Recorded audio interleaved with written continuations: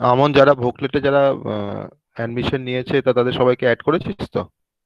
হ্যাঁ স্যার, করে দিয়েছি, লিংক পাঠিয়েছি, ওরা জয়েন হয়ে গেছে হয়তো।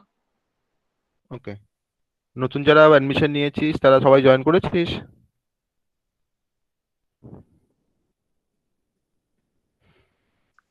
হ্যাঁ স্যার।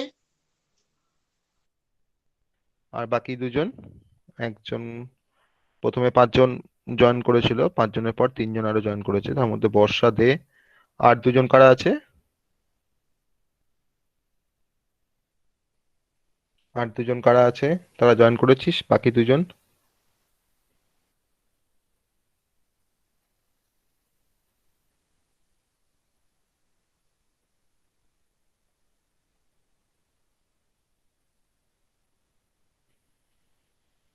তারা জয়েন করেনি। আর যারা প্রথম যে পাঁচজন অ্যাডমিশন নিয়েছিল তারা জয়েন করেছিস তো? যেমন মিলন ফিলন, হ্যাঁ মিলনকে তো দেখলাম জয়েন করেছে। তাদের মধ্যে পাঁচজন সবাই। আছি। ওকে ওকে, ঠিক আছে চল।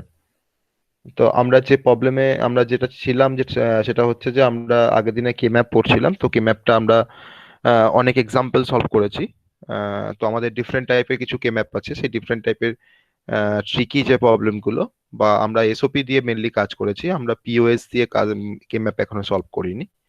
তো পিওএস দিয়ে আমাদের কিছু কে ম্যাপ সলভ করতে হবে। তার সাথে আমরা আরেকটা কে ম্যাপের মধ্যে আরেকটা কনসেপ্ট যার নাম হচ্ছে ডোন্ট কেয়ার কন্ডিশনস। ওকে। তো সেই ডোন্ট কেয়ার কন্ডিশনটা আমরা আজকে শিখবো, আর পিওএস এর কনসেপ্টটা দেখবো। দেখার পরে আমরা নেক্সট টপিকে যাব। উম, তো তার জন্য আমাকে একটা, আমরা ডোন্ট কেয়ার কন্ডিশনস প্রথমে বোঝার জন্য আমরা কিছু থিওরিটিক্যাল পার্ট কিছু দেখি ডোন্ট কেয়ার কন্ডিশনের, তারপরে আমরা ডোন্ট কেয়ার কন্ডিশনের এক্সাম্পলে আমরা যাব। তো আমরা তো কে ম্যাপ কেন ব্যবহার করব, বা কে ম্যাপ কি, হোয়াট ইজ কে ম্যাপ, সেটা আমরা আগে দেখেছি। ওকে। তো আমরা বেসিক্যালি কোনো আউটপুটের কোনো এক্সপ্রেশনকে আমরা সিম্পলিফাই করছি কে ম্যাপ দিয়ে। তো সেই সিম্পলিফিকেশন করার সময় একটা সিগনিফিকেন্ট বা একটা ইউজফুল কনসেপ্ট, যেটা আমার সিম্পলিফাইং করতে, আউটপুট এক্সপ্রেশনকে সিম্পলিফাই করতে অনেকটা হেল্প করে, তো সেই কনসেপ্টটাকে আমরা বলছি don't care conditions. Okay. Don't care, বা শুধু ডোন্ট কেয়ার বলতে পারি, আবার ডোন্ট কেয়ার কন্ডিশনও আমরা এটাকে বলতে পারি। তো ডোন্ট কেয়ার কন্ডিশন বেসিক্যালি আমরা কে ম্যাপে ব্যবহার করব তখন যখন হয়তো আমার হয়তো একটা সেল আছে, একটা 16 নাম্বার অফ সেল আছে, মানে আমরা 4 ভেরিয়েবলে কে ম্যাপ করছি। সেখানে হয়তো আমার আহ, তিনটে অ্যাডজাসেন্ট যে ওয়ান গুলো আছে, হয়তো তিনটে ওয়ান আমি একসাথে পাচ্ছি, হয়তো আরেকটা ওয়ান পেলে, ওই লাইনে যদি আমি আরেকটা ওয়ান পেতাম, তাহলে হয়তো আমরা একটা কোয়াড ফরমেশন করতে পারতাম। তো যে সেলটা আমার একটা ওয়ানের দরকার যে সেলে, তো সেই সেলটা যদি আমরা ডোন্ট কেয়ার কন্ডিশনস, যদি আমরা ডোন্ট কেয়ার যদি আমরা কনসিডার করি, তাহলে সেই সেলটাকে নিয়ে কিন্তু আমরা চারটে নিয়ে একটা কোয়াড করতে পারবো। তো সেটা আমরা এক্সাম্পলে আসবো। তো বেসিক্যালি ডোন্ট কেয়ার কন্ডিশনস আমাকে অ্যালাউ করে যে যে কোনো এমটি সেল, যেগুলো আমার এমটি সেল আছে, সেই এমটি সেলগুলোকে আমাকে ডোন্ট কেয়ার কন্ডিশন দিয়ে রিপ্লেস করতে হেল্প করে, যাতে আমরা একটা বড় কোনো লার্জার একটা গ্রুপ আমরা ফরমেশন করতে পারি। বেসিক্যালি আমরা সবসময় টার্গেট রাখি এরকম যে আমরা পেয়ার করতে গেলাম হয়তো, তো পেয়ার করতে গিয়ে হয়তো দেখছি যে আমার এখানে কোয়াড ফরমেশন করা যায়, তো আমরা বেসিক্যালি কোয়াড ফরমেশন করব। আবার হয়তো কোয়াড ফরমেশন করতে গিয়ে যদি আমরা দেখি যে হ্যাঁ আমাদের এখানে অক্টেট করা যায়, তো আমরা অক্টেট ফরমেশন করতে যাই। তাহলে আমাকে সবসময় গ্রুপ ফরমেশনটা সবসময় কিন্তু আমাকে লার্জার ভাবতে হবে, মানে বড় কিছু ভাবতে হবে। তো তার জন্য ডোন্ট কেয়ার কন্ডিশনস, এবার ডোন্ট কেয়ার কন্ডিশনস আমরা কিন্তু তার জন্যই আমরা ইউজ করি। আর ডোন্ট কেয়ার কন্ডিশনের জন্য যে সেলগুলো, আমরা যে সেলগুলোকে কনসিডার করবো অ্যাজ এ ডোন্ট কেয়ার, তো সেই সেলগুলোর ভ্যালু আমি আইদার ওয়ান কিংবা জিরো আমরা বসাতে পারি। তো সেই জিরো বা ওয়ান না বসিয়ে সেটাকে আমরা আর একটা সিম্বল দিয়ে ডোন্ট কেয়ারটাকে আমরা রিপ্রেজেন্ট করতে পারি, সেই সিম্বলটার নাম হচ্ছে ক্রস সিম্বল। ওকে। ক্রস দিয়ে আমরা সেই সেলটাকে ফিল আপ করবো, যদি কোনো ডোন্ট কেয়ার কন্ডিশনে আমার কোনো ভেরিয়েবল থাকে। তো সেটা আমরা এক্সাম্পলে আসবো।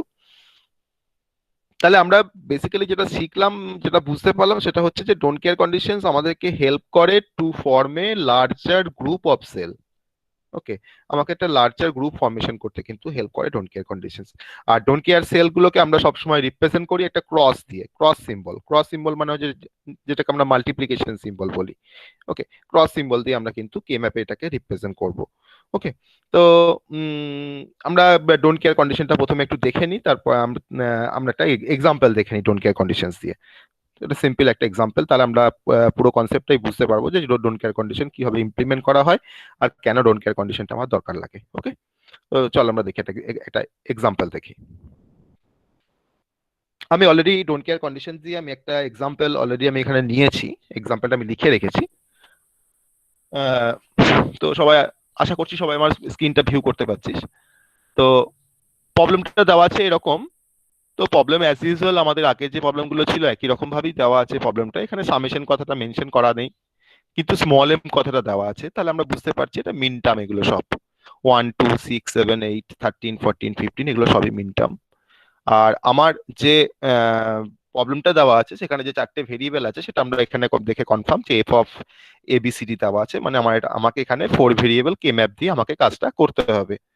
তো সেই ব্যাপারগুলো আমরা কনফার্ম। তাহলে আমরা একটা কি ম্যাপকে দেখে প্রথমেই আমরা যেটা মানে যেটা আমরা আইডেন্টিফাই করব যে আমার বুলিয়ান এক্সপ্রেশনে কতগুলো ভেরিয়েবল আছে, চারটে ভেরিয়েবল, তার মানে কিন্তু so we have to draw A 4 × 4 K map. তো 4 × 4 কে ম্যাপ মানে 16 সেল থাকবে, সেটা আমরা অলরেডি ড্র করেছি বা সেটা আমরা ড্র করতে পারি।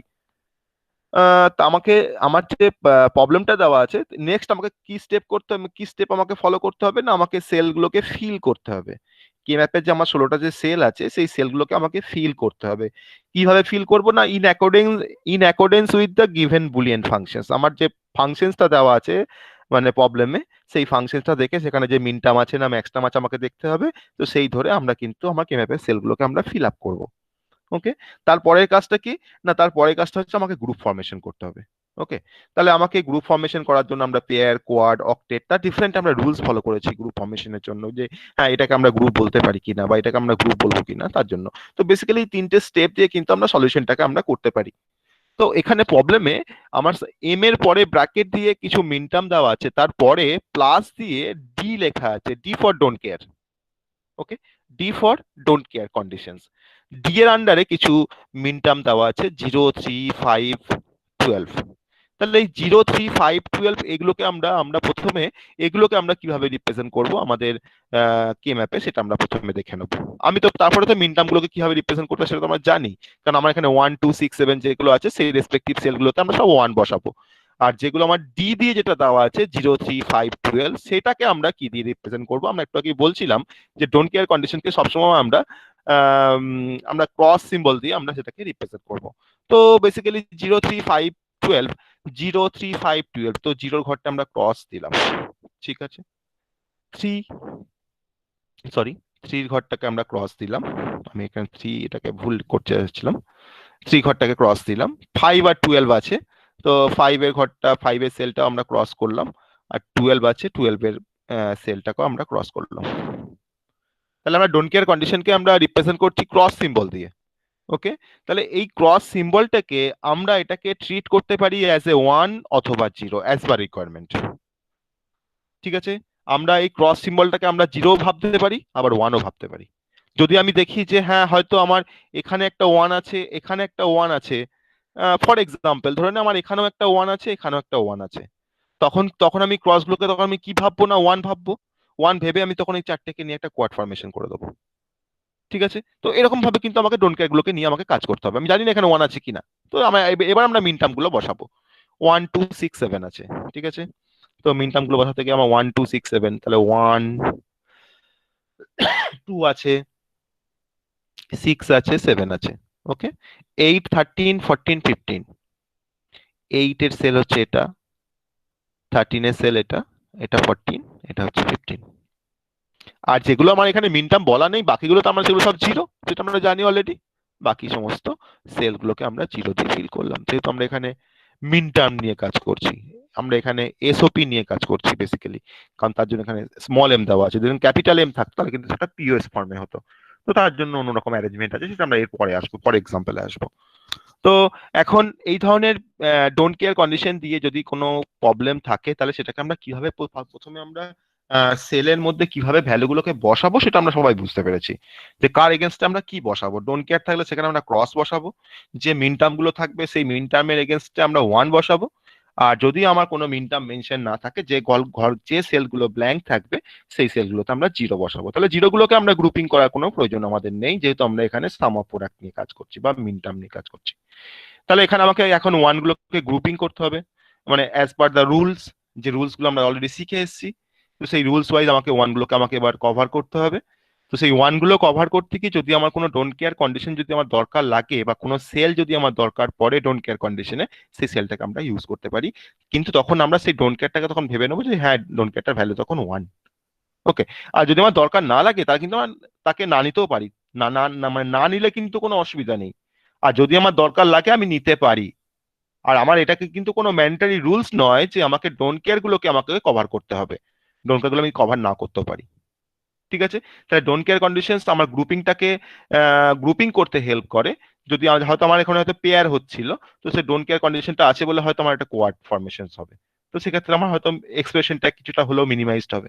তো সেই জন্য কিন্তু ডোন্ট কেয়ার কন্ডিশনটাকে এখানে ইমপ্লিমেন্ট করা হয়েছে। ওকে। তো আমরা এখানে, তার মানে আমরা এখানে এবার গ্রুপ ফরমেশন করব। তো গ্রুপ ফরমেশন করার রুলস আমরা সবাই জানি, আমরা যারা আগে ক্লাস করে এসেছি। তো এখানে আমরা গ্রুপ ফরমেশন করতে গিয়ে দেখতে পাচ্ছি কিছু কিছু জিনিস আমরা এখানে লক্ষ্য করছি। জিনিসটা হচ্ছে যে আমার এখানে আমাকে মেন টার্গেট হচ্ছে ওয়ান গুলোকে কভার করা। তো সেই ওয়ান গুলোকে কভার করতে গিয়ে দেখছি যে হ্যাঁ, আমার এখানে চারটে ওয়ানকে আমি পাচ্ছি, চারটে ওয়ানকে দিয়ে আমি একটা কোয়াড ফরমেশন করতে পারবো, কোনো প্রবলেম নেই, এটা এটা দিয়ে আমার একটা কোয়াড ফরমেশন করা যাবে। আবার আমি দেখতে পাচ্ছি যে আমার এখানে এই ওয়ানটাকে কভার করতে হবে, এই ওয়ানটাকে কভার করতে হবে। তো যদি আমরা এই চারটে ওয়ানকে, এই দুটো ওয়ান আছে তার সাথে যে ধরুন আমরা ধরনের দুটো ডোন্ট কেয়ারকে অ্যাড করে নিলাম, তো এটা নিয়ে আমরা একটা কোয়াড করতে পারি। সিমিলারলি যদি আমরা এই চারটেকে নিয়ে যদি একটা কোয়াড ফরমেশন করি, তাহলে আমার এখানে দেখ টোটাল দেখ ছটা ওয়ান কিন্তু কভার হয়ে গেল। এটা আমি এক নাম্বার দিলাম, এটা আমি দু নাম্বার দিলাম। ঠিক আছে। এটা বুঝতে কোনো অসুবিধা হয়নি, কারণ আমরা এখানে চারটে ওয়ানকে নিয়ে একটা কোয়াড করেছি। আর এখানে আমার দুটো ওয়ান ছিল, আর দুটো ওয়ানকে আমরা ধরে নিচ্ছি যে আমার ডোন্ট কেয়ার দুটো হচ্ছে ওয়ান, তার ভ্যালু। তো ডোন্ট কেয়ার তো আমরা সেই জন্যই নিয়ে কাজ করছি, বা সেই জন্যই আমরা ইমপ্লিমেন্ট করছি, যাতে আমরা বড় গ্রুপ করতে পারি। ওকে। তো এটা আমার একটা কোয়াড ফরমেশন হলো। আর আমার ওয়ান কভার করতে বাকি আছে, দুটো ওয়ান কভার করতে বাকি আছে। এই একটা ওয়ান কভার করতে বাকি আছে, এই একটা ওয়ান কভার করতে বাকি আছে। তো আমরা তো এরকম ভাবে আমরা তো কোনো গ্রুপিং পেয়ার করতে পারি না। তাহলে আমাকে ভাবতে হবে যে এই পেয়ারিংটা আমরা কার সাথে কার করব।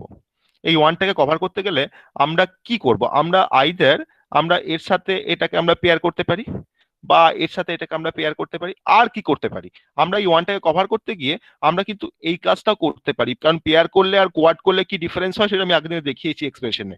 তাহলে এটা যদি চারটেকে নিয়ে যদি একটা কোয়াড ফরমেশন করে দিই, তাহলে এটা আমার তিন নাম্বার হয়ে গেল। আর একটা ওয়ান পড়ে আছে, যে ওয়ানটাকে আমাকে কভার করতে হবে। সেই ওয়ানটাকে আমরা কিভাবে কভার করব? সেই ওয়ানটা কভার করতে গেলে আমাকে, আমি এই পাশে যদি আমার একটা ওয়ান থাকতো বা ডোন্ট কেয়ার থাকতো, তাহলে হয়তো এই ওয়ানটাকে এটা কোয়াড করাটা কোনো ব্যাপার ছিল না। কিন্তু এই ওয়ানটাকে আমি কিন্তু কোয়াড কোনোভাবেই আমরা এটাকে করতে পারছি না। আবার যদি এখানটা যদি আবার ডোন্ট কেয়ার বা ওয়ান থাকতো, তাহলে কিন্তু আমি আবার এটাকে কেটে বের করতাম, এখান থেকে এটাকে কেটে বের করলে কিন্তু আমার একটা কোয়াড ফরমেশন হতো। তাহলে এটা কিন্তু কোয়াড কোনোভাবেই করা যাচ্ছে না এই ওয়ানের সাথে। তাহলে আমরা এই ডোন্ট কেয়ারটাকে ভাবলাম যে ডোন্ট কেয়ারটাকে ট্রিট করলাম অ্যাজ এ ওয়ান, দিয়ে আমি এই ওয়ানের সাথে এই ওয়ানটাকে আমরা একটা পেয়ার ফর্ম করে দিলাম দুটোকে নিয়ে। তো এটা আমার হয়ে গেল চার নাম্বার। ঠিক আছে। তাহলে আমরা এই এই ওয়ানটাকে কিন্তু আমরা কোনোভাবেই কিন্তু কোয়াড করতে পারলাম না, তাই না? এখান থেকে কোনোভাবেই কিন্তু কোয়াড হবে না, আমাদের এটা কিন্তু পেয়ারই হবে। তাহলে আমার টোটাল তিনটে কোয়াড আছে আর একটা পেয়ার হলো। এবার আমরা যেভাবে আমরা গ্রুপে যেভাবে আমরা এক্সপ্রেশন বের করি, এক্সপ্রেশন বের করার রুলস তো সেম। ঠিক আছে। তাহলে আমাকে এখন আমাকে এখান থেকে এফ এর একটা এক্সপ্রেশন বের করতে হবে। এফ ইকুয়ালস টু, আমরা প্রথমে ওয়ান টু থ্রি ফোর যেগুলো আমি নাম্বারিং করেছি, সেই নাম্বারিং ওয়াইজ আমরা এখানে এক্সপ্রেশন গুলো লিখবো। আমরা সাম অফ প্রোডাক্ট এক্সপ্রেশন গুলো লিখবো। ঠিক আছে। প্রথম আমার গ্রুপ ওয়ান থেকে যেটা আসবে,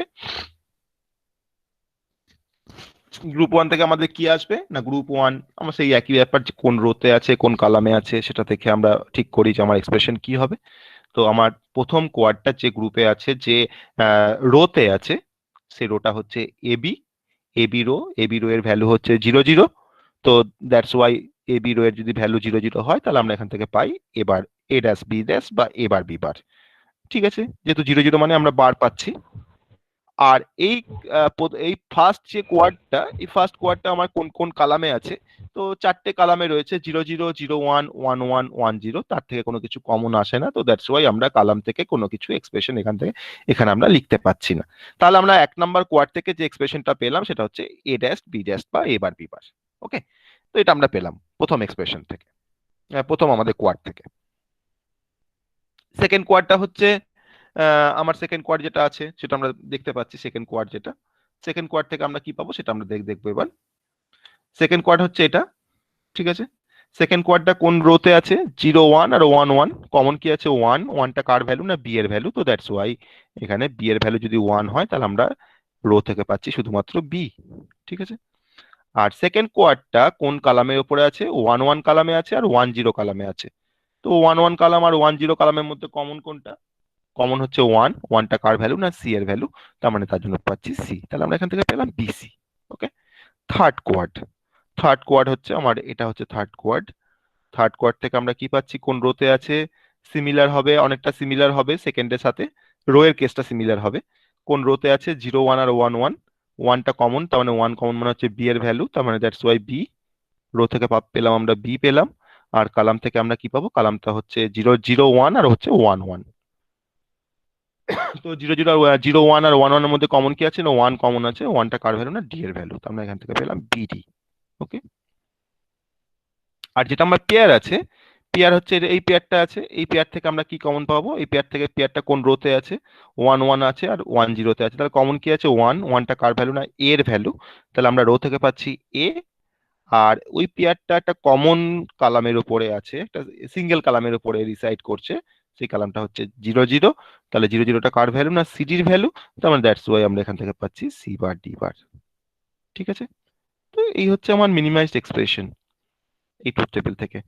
তো আমরা এরপরে যেটা বলেছিলাম যে আমাদের এটা নর্মাল প্র্যাকটিস থাকবে, যে এরপরে এই এক্সপ্রেশনটাকে ধরে নিয়ে আমরা একটা লজিক সার্কিট ড্র করে দেবো, তাহলেই আমার পুরো প্রবলেমটা সলিউশন কমপ্লিট হয়ে যাবে।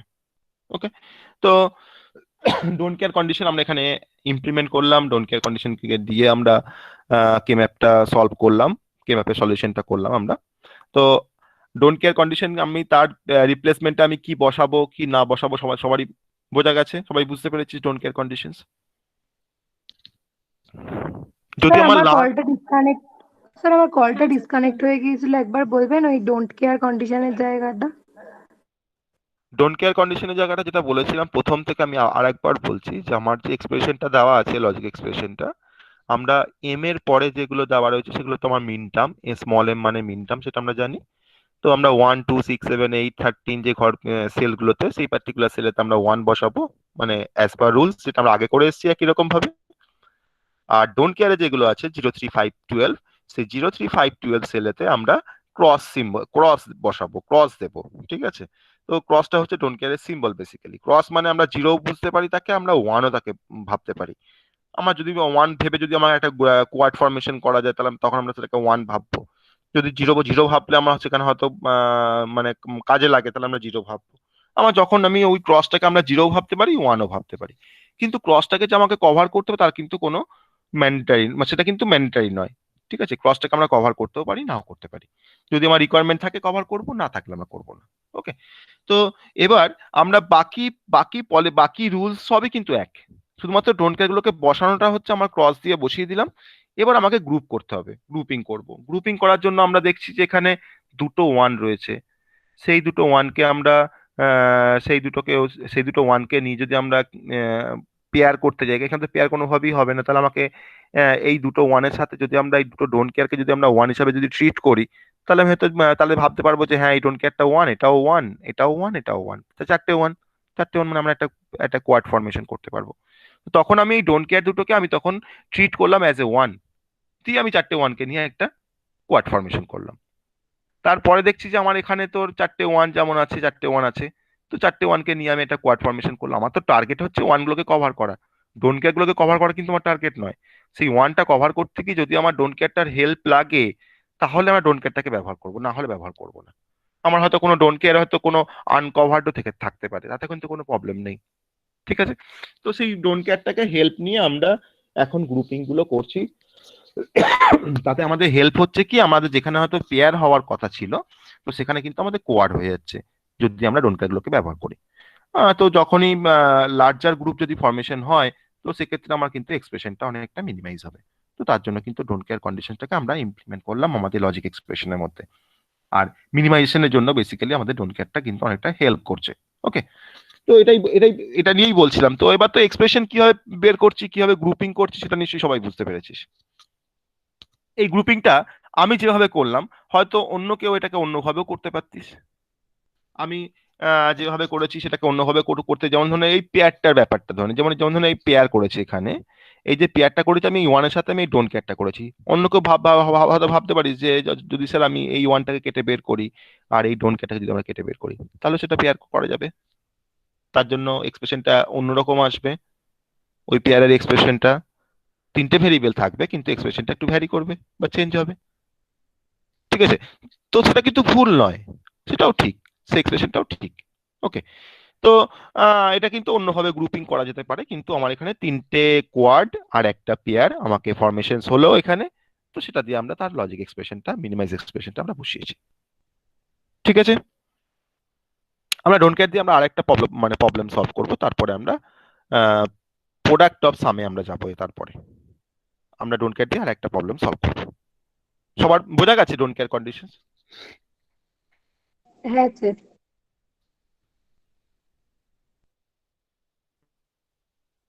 হ্যাঁ স্যার। তাহলে অ্যাকচুয়ালি আমার ডোন্ট কেয়ার কন্ডিশনের ইমপ্লিমেন্টেশনস বা অ্যাপ্লিকেশনস হচ্ছে যে to form a larger group formation করতে আমার ডোন্ট কেয়ারটা কাজে লাগছে, তাছাড়া কিন্তু আর কিছু না।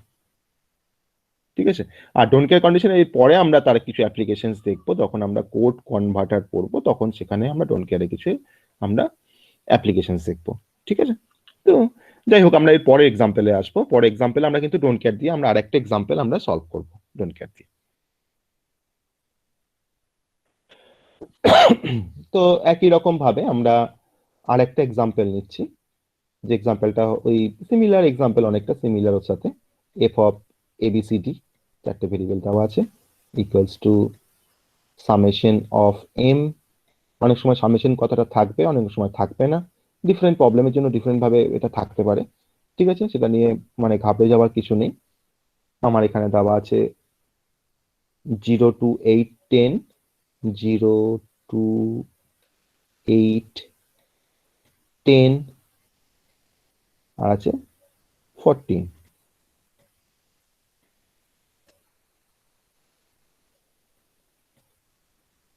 প্লাস অনেক সময় ডি না থেকে অনেক সময় সামেশন অফ ডি থাকতে পারে কোনো প্রবলেমে, একই জিনিস 5,15।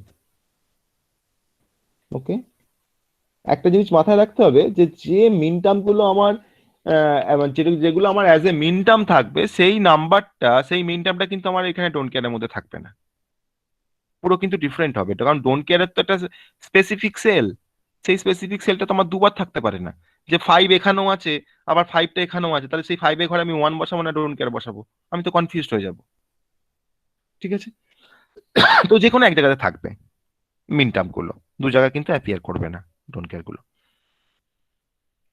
তো 4 ভেরিয়েবল আমার এখানে, আমি F of A B C D এখানে আছে, A comma B comma C comma D, চারটে ভেরিয়েবল।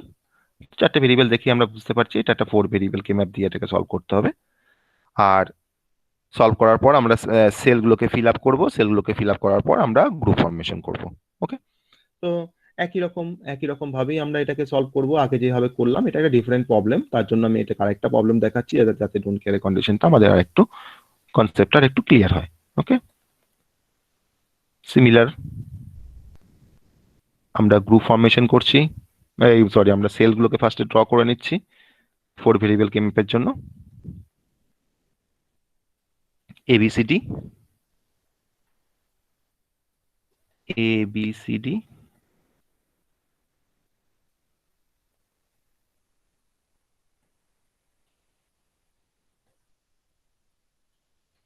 আমরা অনেক সময় আমরা তো সব জেনারেলি আমরা এখানে কি লিখি, 0 0 0 1 1 1 আর 1 0, তাই না?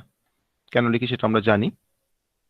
আমরা এখানেও লিখি 0 0 0 1 1 1 আর হচ্ছে 1 0। তো 0 2 8 0 2 8 10 14 আমরা নাম্বারিং করেও তারপরে সেটাকে লিখতে পারি। তো এটা আমার 0, তাহলে সেই 0 ঘরটা 1 1 2 3, তাহলে 2 হচ্ছে এটা, এটা 3।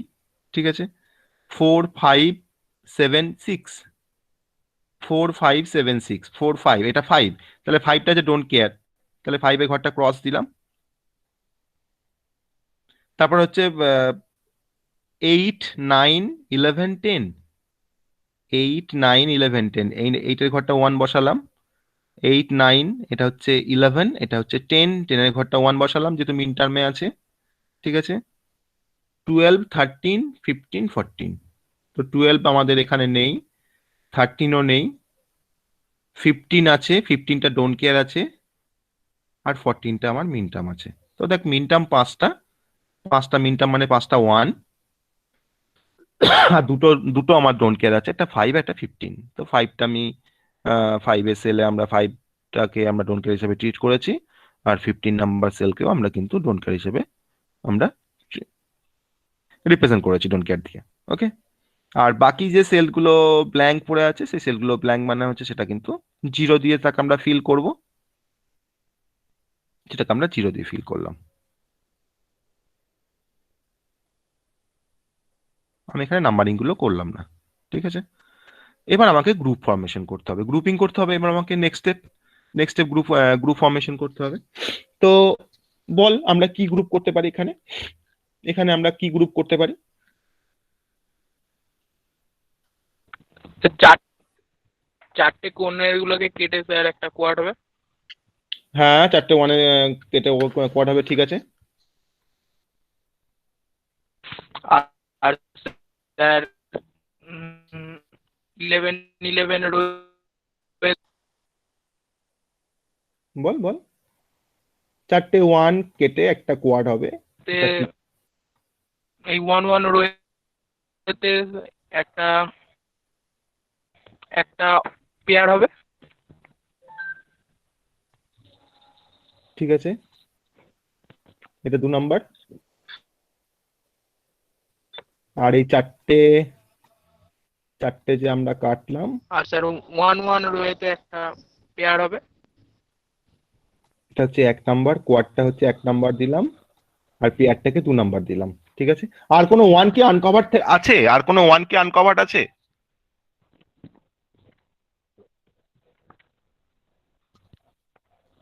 আর তো না কোনো স্যার। ওয়ান আনকভার্ড নেই, তাহলে আমার তো আর কোনো আমার গ্রুপিং করার কোনো ওকে ডাক প্রয়োজন ডাক নেই। ডাক বল নেট দিতে, ওই ফোন করে বল নেট দিতে। তাহলে আর কোনো আমাকে গ্রুপিং করার দরকার নেই। আমার যেই ডোন্ট কেয়ারটা যে ফাঁকা পড়ে থাকবে, না স্যার, আমার এই ডোন্ট কেয়ারটা কিন্তু আমাকে চিন্তা ভাবনা করার কোনো ব্যাপারই নেই যে এই ডোন্ট কেয়ারটাকে আমাকে কভার করতে হবে। ডোন্ট কেয়ার আমি কিন্তু কভার না করতে পারি। ঠিক আছে, আমাকে কভার করতে গিয়ে যদি যদি যদি আমরা ডোন্ট কেয়ারের হেল্প নিতে পারি, সেটা ভালো জিনিস, নিলে আমার কভারিংটা হবে। আবার এখানে এই ডোন্ট কেয়ারটা আমি হেল্প না নিতেই পারতাম, আমি কিন্তু এর সাথে এটা আমি পেয়ার করতে পারতাম এই দুটো ওয়ানকে নিয়ে, সেটাও কিন্তু ঠিক ছিল, সেটাও ঠিক। ঠিক আছে, তো এই তোমার দুটো গ্রুপ ফরমেশন হলো। সেই দুটো গ্রুপ ফরমেশনের জন্য আমরা এবার এক্সপ্রেশন বসাবো। এক্সপ্রেশন তো একই রকম, তার রুলস এক্সপ্রেশন বের করা। তো এফ ইজ ইকুয়াল টু, প্রথমে আমাদের কোয়াডটা আছে, কোয়াড থেকে কি এক্সপ্রেশন আসবে?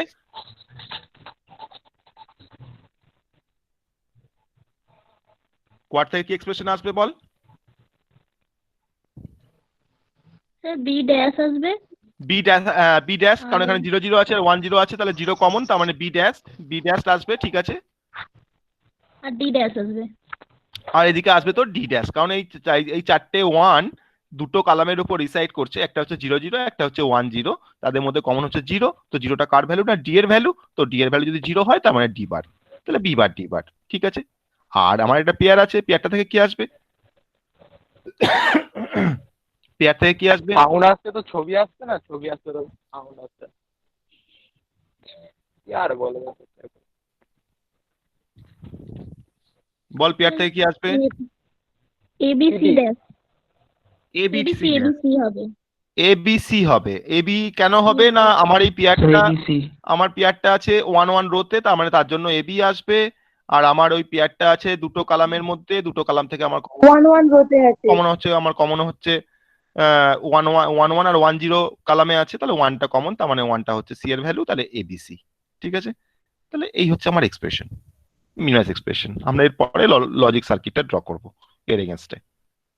ঠিক আছে, সবাই বুঝতে পারলি? এটা ডোন্ট কেয়ারের কনসেপ্ট সবাই বুঝতে পারলি? এই ডোন্ট কেয়ারের কনসেপ্ট আমার 4 ভেরিয়েবল দিয়েও থাকতে পারে, আবার 3 ভেরিয়েবল দিয়েও থাকতে পারে। আমি কিন্তু 4 ভেরিয়েবল দিয়ে এক্সাম্পল দেখালাম, ঠিক আছে? তো 4 ভেরিয়েবল 3 ভেরিয়েবলের জন্য ব্যাপারটা একই। তো 4 ভেরিয়েবল করতে পারলে আমরা 3 ভেরিয়েবল দিয়েও আমরা কি ম্যাপটা করতে পারি। স্যার এবিসিটা না ওখানটা একবার বলুন। হ্যাঁ, কোনটা বলবো বল? স্যার এবিসি যেটা মানে হলো না, আমি এখানটা ঠিক এই যে পেয়ার ওই যেটা আছে, যেটা আপনি হ্যাঁ পেয়ার থেকে ওই পেয়ারটা ওটা একবার থেকে বলুন। পেলাম। হ্যাঁ, 2 নাম্বারটা হচ্ছে পেয়ার। তো 2 নাম্বার পেয়ারটা কোন রোতে আছে? 1 1 রোতে আছে। তাহলে 1 1টা কার ভ্যালু? এবির ভ্যালু। তার জন্য এবি এবি পেলাম আমরা রো থেকে। আর এই পেয়ারটা তো দুটো কলামের উপরে আছে, 1 1 আর 1 0। তো 1 1 আর 1 0 থেকে কমন কোনটা? না 1। তো 1টা কার ভ্যালু? না সি এর ভ্যালু। তাহলে এবিসি। ঠিক আছে, হ্যাঁ স্যার। বুঝতে পারলি? হ্যাঁ স্যার। ওকে, তো ডোন্ট কেয়ার থেকে আমরা আর আর প্রবলেম আমরা করছি না। ডোন্ট কেয়ার দিয়ে প্রবলেম করা খুবই সহজ। আমরা ডোন্ট কেয়ারটাকে আমরা যে কোনো ভাবে ব্যবহার করতে পারি অ্যাজ পার রিকোয়ারমেন্ট। তো আমরা এরপরে যেটা আমরা যে কে ম্যাপটা আমরা এরপরে যেটা সলভ করব সেটা হচ্ছে প্রোডাক্ট অফ সাম। ঠিক আছে, আমরা পিওএস ফর্মে কিছু এক্সাম্পল নেব, সেই তার রেসপেক্টে আমরা কে ম্যাপ সলভ করব। আমরা একটা এক্সাম্পল দেখলে আমরা বাকিগুলো করতে পারবো পিওএস ফর্মে। ঠিক আছে, একটা এক্সাম্পল দিই।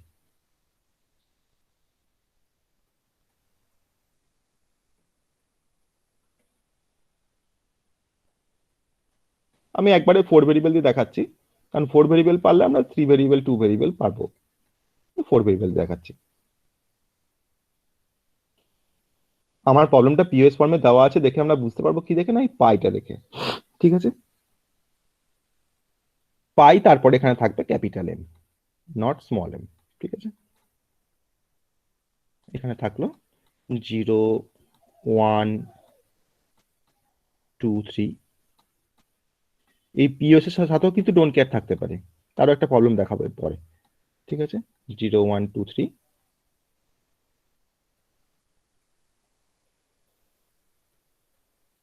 11 12,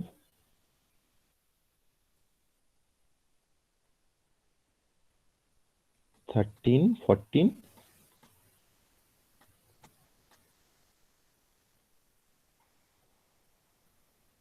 ঠিক আছে। এটা দেওয়া আছে, minimize the following expression by using K map. এটা দেওয়া আছে। আমার কিন্তু ওখানে কিন্তু মেনশন করে দেবে না যে এসওপি তে আছে না পিওএস এ আছে। তা আমরা দেখে বুঝতে পারবো, পাই দেখে বুঝতে পারবো যে এটা পিওএস মানে প্রোডাক্ট অফ সাম। ঠিক আছে, তো তার জন্য আমার কে ম্যাপটা কিরকম হবে? তো 4 ভেরিয়েবল মানে 16 নাম্বার অফ সেল থাকবে, মানে আমাকে 4 ইন্টু 4 আমাকে একটা টেবিল ড্র করতে হবে বা কে ম্যাপ ড্র করতে হবে। তো সেটা আমরা ড্র করবো ফার্স্টে।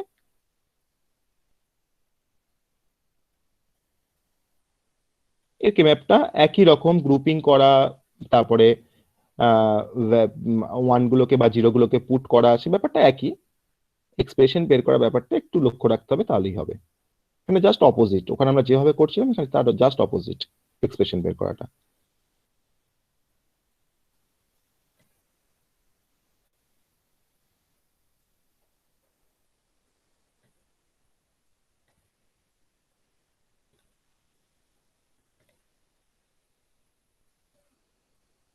আমার একই রকম এবিসিডি।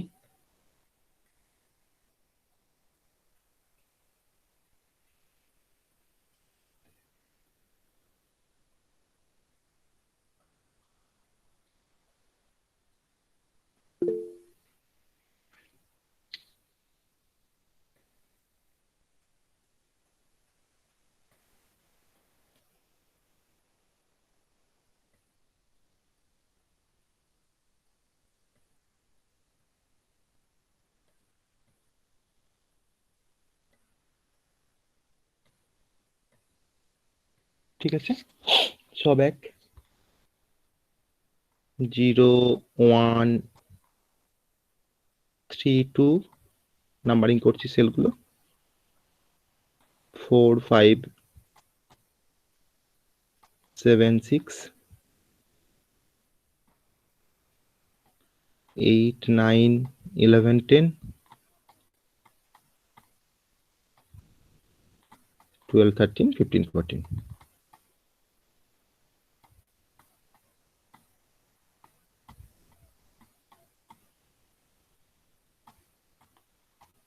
ঠিক আছে, এবার আমরা এই এখানে তো মিন টার্ম নয়, এগুলো তো আমরা এখন ম্যাক্স টার্ম। তাহলে মিন টার্মের সাথে ম্যাক্স টার্মের ডিফারেন্স হচ্ছে আমরা মিন টার্মে যখন আমরা সেলগুলোতে যখন বসাতাম মিন টার্মের ভ্যালুগুলোকে, তখন সামনে আমরা 1 বসাতাম। কিন্তু আমার এখানে যেহেতু ম্যাক্স টার্ম ক্যাপিটাল এম দেওয়া আছে, তাহলে এই যে রেসপেক্টিভ যে ম্যাক্স টার্ম গুলো দেওয়া আছে, তো তার এগেনস্টে আমরা সেলে কেএমএফ এর যে সেলগুলো সেগুলোকে আমরা 0 বসাবো। ঠিক আছে, এটা একটা ডিফারেন্স। তো আমরা এখানে 0 বসাই, 0 1 2 3, 0 1 2 3 সব দেখ 0 বসাচ্ছি। 0 1 3 2 বসালাম 0, আর 11 12 13 14, 11 12 13 14। ঠিক আছে, বসানো হলো। যে ঘরগুলো ব্ল্যাঙ্ক আছে সেই ঘরগুলোতে সব আমরা 1 বসালাম। জাস্ট অপোজিট, মিন টার্মের সাথে ম্যাক্স টার্মটা হচ্ছে জাস্ট অপোজিট। 1 বসালাম। এবার গ্রুপ ফর্মেশন করব। গ্রুপ ফর্মেশনের রুল সেম, একই রুলস দিয়ে আমরা গ্রুপ ফর্মেশন করব। আমাকে এখন কোনগুলোকে গ্রুপ করতে হবে? আমাকে এখন 0 গুলোকে কভার করতে হবে, 0 গ্রুপ করতে হবে। আগে আমরা 1 এর গ্রুপ করছিলাম মিন টার্মের জন্য, আর ম্যাক্স টার্মের জন্য আমরা 0 গ্রুপিং করব। মানে 0 গুলোকে আমাকে কভার করার টার্গেট রাখতে হবে। ঠিক আছে, তো আমরা দেখি কিভাবে আমরা সেই গ্রুপিংটা করতে পারি। তো প্রথমেই আমরা দেখতেই পাচ্ছি, প্রথমে 4টে 0 দিয়ে আমরা একটা কোয়াড ফর্মেশন করতে পারি খুব ইজিলি। তো ফার্স্ট 4টে 0কে দিয়ে আমি একটা কোয়াড ফর্মেশন করলাম। নাম্বার 1, এটা আমি 1 নাম্বার দিলাম, ফার্স্ট কোয়াড। ওকে, তারপরে 0, তারপরে আমার 4টে 0 একসঙ্গে নেই, তার জন্য আমরা কোয়াড করতে পারছি না। তাহলে আমাকে এখানে কিভাবে তাহলে কাজটা করব আমরা? তার মানে দেখ, এখানে আমি এই দুটো 0কে নিয়ে আমি কোয়াড করতে পারি না কোনোভাবেই। তাহলে এই দুটো 0কে আমাকে সেপারেট করে একটা পেয়ার করতে হবে। 2 নাম্বার দিলাম এটা। আর কোনো কোয়াড কিন্তু ফরমেশন করা যাচ্ছে না, তার জন্য পেয়ার করতে গেলাম। আর এখানে একটা 0 আছে, আর এখানে একটা 0 আছে। এই দুটো 0কে আমরা কোনোভাবেই পেয়ার করতে পারি না এরকম ভাবে। তাহলে কি করব আমরা? তাহলে এই 0টাকে আমরা কারোর সাথে আমাকে নিয়ে পেয়ার করতে হবে, আর এই 0টাকে কারোর সাথে নিয়ে আমাকে পেয়ার করতে হবে। তো আমরা যদি এরকম ভাবি, এই 0টাকে এখান থেকে কেটে বের করে নিলাম, আর এই 0টাকে এখান থেকে কেটে বের করে নিলাম, এই দুটোকে নিয়ে আমি একটা পেয়ার ফর্মেশন করলাম। 3 নাম্বার দিলাম, থার্ড পেয়ার। ঠিক আছে, আর একটা 0 আমার আনকভার থেকে আছে। ঠিক আছে, এই 0টাকে আমাকে কভার করতে হবে। তো এই যে কিভাবে কভার করব? এটাকে কেটে বের করলাম এখান থেকে, আর এখান থেকে সিঙ্গেল 0টাকে কেটে বের করলাম। এইটাকে নিয়ে আমি আরেকটা পেয়ার ফর্মেশন করলাম। এটা আমার 4 নাম্বার পেয়ার। ঠিক আছে, কভারটা সবাই বুঝতে পারলি কিভাবে কভার করলাম? 0গুলোকে কভার করেছি আমি, সবাই বুঝতে পেরেছিস? একটা কোয়াড পেয়েছি, আর আমি 3টে পেয়ার পেয়েছি। ওকে, এটা ক্লিয়ার সবার? সবাই এটা ক্লিয়ার? হ্যাঁ স্যার। হ্যাঁ স্যার। হ্যাঁ স্যার। এবার আমরা এক্সপ্রেশন বের করব। এক্সপ্রেশনটা একটু ভালোভাবে দেখার ব্যাপার আছে। ঠিক আছে, আমরা যেহেতু এখানে ম্যাক্স টার্ম দিয়ে কাজ করছি, তো আমাকে এখানে কিন্তু এক্সপ্রেশনটা খুব ভালোভাবে দেখতে হবে। তো চল দেখি আমরা এক্সপ্রেশনটা কিভাবে এখান থেকে বের করতে পারি। f ইকুয়ালস টু, ফার্স্ট কোয়াডের জন্য বের করব expression. f equals to, sir এখানে কি 1 থাকলে ড্যাশ হবে তাই তো? অবশ্যই আমরা যেটা আমরা দেখে এসেছি ওখানে মিন টার্ম ম্যাক্স টার্ম আমরা পড়ে এসেছি, সেখানে যে কনসেপ্ট ফলো করেছি আমরা এখানে সেম কনসেপ্ট ফলো করব। এখানে 1 এর জন্য কিন্তু এখানে ড্যাশড হবে, আর 0 এর জন্য কিন্তু ট্রু ফর্ম থাকবে, 1 এর জন্য কমপ্লিমেন্টেড ফর্ম। ওকে, আর এখানে আমাকে সামের টার্ম লিখতে হবে। আমরা ওখানে যেমন প্রোডাক্টের টার্ম লিখছিলাম এক্সপ্রেশনে, আমার এখানে সামের টার্ম লিখতে হবে। ওকে, তাহলে প্রথম কোয়াড থেকে আমরা যেটা পাই সেটা হচ্ছে নিয়ম একই। আমার প্রথম কোয়াডটা কোন রোতে আছে? 0 0 রোতে আছে। 0 0টা কার ভ্যালু? এ বির ভ্যালু। তাহলে এ এর ভ্যালু 0, বি এর ভ্যালু 0। যদি এটা মিন টার্ম হতো তাহলে আমরা এ বার বি বার আমরা চোখ বন্ধ করে লিখতাম, কিন্তু আমার তো এটা মিন টার্ম নয়, এটা আমার ম্যাক্স টার্ম।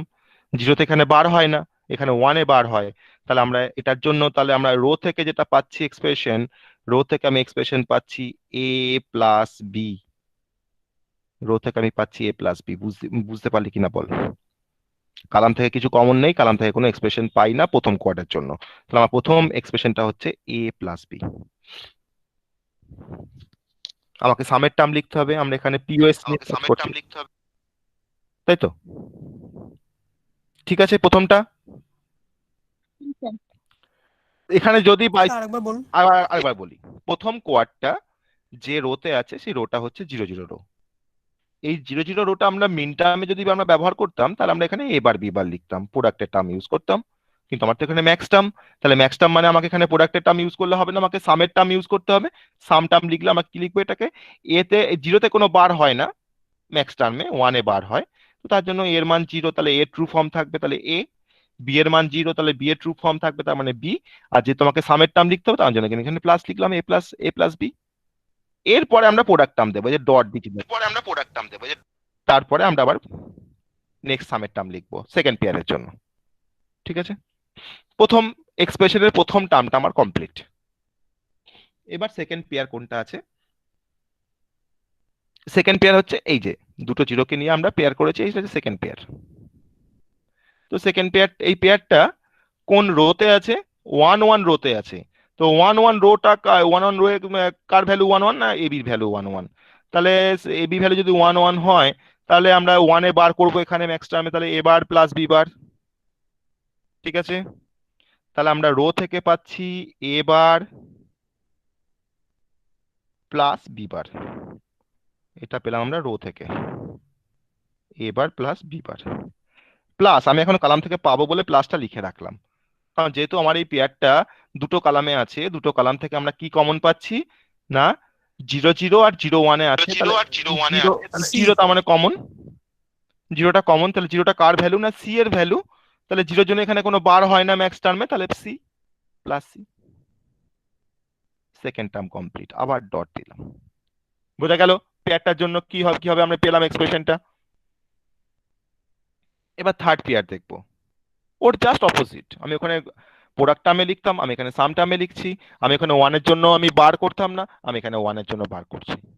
ঠিক আছে, থার্ড পেয়ার কোনটা? থার্ড পেয়ার হচ্ছে এই 0টাকে কেটে বের করেছি আর এই 0টাকে কেটে বের করেছি। তাহলে এই দুটো 0 কোন রোতে আছে? 0 0 আর 1 0। কমন কি আছে না 0। 0টা কার ভ্যালু না বি এর ভ্যালু, তো দ্যাটস ওয়াই বি, রো থেকে পাচ্ছি বি, কারণ 0 মানে কোনো বার হয় না। মিন টার্মে লিখলাম, এটাকে বি বার লিখতাম। আর এই দুটো 0 কোন কালামে আছে না 1 1 কালামে আছে, তাহলে 1 1টা কার ভ্যালু না সিডির ভ্যালু, তাহলে এখানে 1 1 যদি সিডির ভ্যালু হয় তাহলে ম্যাক্স টার্মে লিখতে গেলে আমাকে C bar plus D bar লিখতে হবে, তাহলে B plus C bar plus D bar. Third pair থেকে পেলাম ডট হচ্ছে। এবার 4 নাম্বার পেয়ার। 4 নাম্বার পেয়ার কোনটা না এই 0টাকে কেটে বের করেছি আর এই 0টাকে কেটে বের করেছি, তাহলে এই দুটো 0 এই পেয়ারটা কোন রোতে আছে না 1 1 রোতে আছে। 1 1টা কার ভ্যালু না এ বির ভ্যালু, তো দ্যাটস ওয়াই আমরা এখানে কি লিখবো এ বার প্লাস বি বার, এ বার প্লাস বি বার। ঠিক আছে, প্লাস কালাম থেকেও পাবো একটা, ওই জন্য প্লাস করে রাখলাম। এই দুটো পেয়ার, এই পেয়ারটা কোন কোন কালামের ওপরে আছে না 0 0 কালাম আর হচ্ছে 1 0 কালাম। তাহলে কমন কি আছে 0। 0টা কার ভ্যালু ডি এর ভ্যালু, তো ডি এর ভ্যালু যদি 0 হয় তাহলে ডি বার হবে না, কারণ এখানে আমি ম্যাক্স টার্মে লিখছি, তার মানে সিম্পলি ডি হবে, ডি ব্র্যাকেট শেষ। 4টে হয়ে গেল, 4টে টার্ম পেয়ে গেছি, সামের টার্ম পেয়ে গেছি। তাহলে প্রোডাক্ট অফ সাম মানে হচ্ছে সামের টার্মগুলোর মধ্যে প্রোডাক্ট, তাই পেয়েছি। আমি এখানে প্রোডাক্ট অফ সামের রুলস ফলো করেছি, আমরা জিরোগুলোকে কভার করেছি এখানে, আর আমরা 1-এর জন্য কমপ্লিমেন্টেড ফর্ম ইউজ করেছি আর 0-র জন্য আমরা ট্রু ফর্ম ইউজ করেছি। তো এটা কিন্তু আমাদের ম্যাক্স টার্মের জন্য মিনিমাইজ এক্সপ্রেশন। বুঝতে পারলি কিনা বল?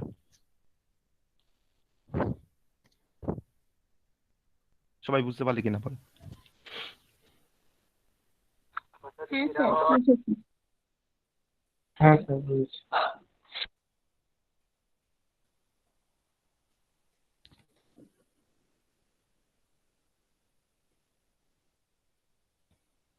বুঝতে পেরেছি সবাই?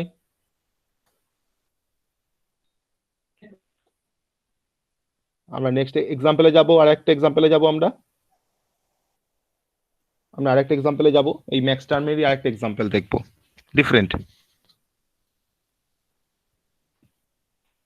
নেক্সট এক্সাম্পল ম্যাক্স টার্মের আরেকটা এক্সাম্পল, আজকে আমাদের শেষ এক্সাম্পল ম্যাক্স টার্মের। এরপরে আমরা অন্য টপিকে যাব। ঠিক আছে?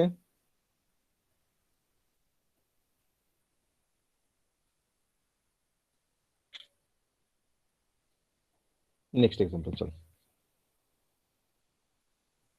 এখানে আমরা ম্যাক্স টাইমের সাথে আমরা ডোন্ট কেয়ারটাকে অ্যাড করে দিচ্ছি, ঠিক আছে? তাহলে কেমন হবে দেখ ব্যাপারটা। তাহলে আমাদের সমস্ত রকম প্রবলেম সলভ করা হবে।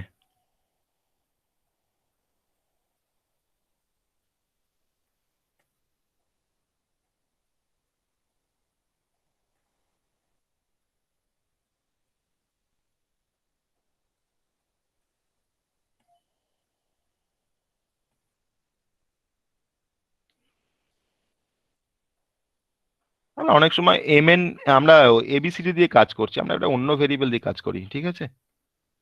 তাহলে জিনিসটা প্র্যাকটিসটা হবে WX YZ।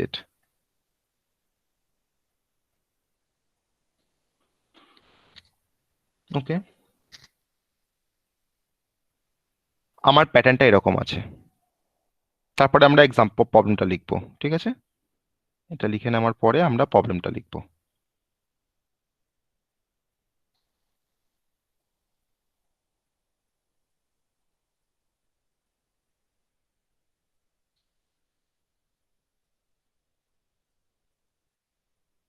ডোন্ট কেয়ার, হ্যাঁ?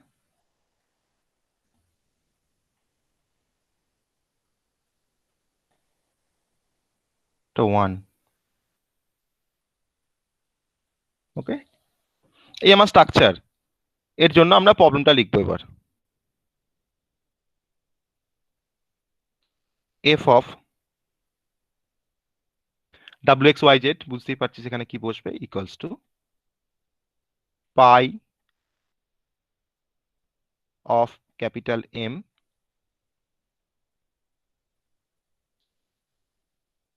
Within first bracket. বল কি হবে, নাম্বারিং গুলো তোরাই বলতে পারবি। 0 1 3 2, তার মানে 0 আর 0,2।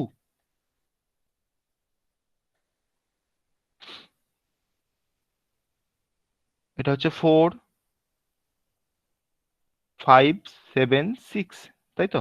তাহলে এটা হচ্ছে 5 আর হচ্ছে 7, 0 2 5 7। আমি যা লিখছি চেক করবি, তোরা ভুল হলে বলবি। আর 0 কোথায় আছে? এটা হচ্ছে 12 13 14 15 এই সেলগুলো, 12 13 15 14, তার মানে 13 আর 15। তার মানে এটা হচ্ছে 13 আর 15।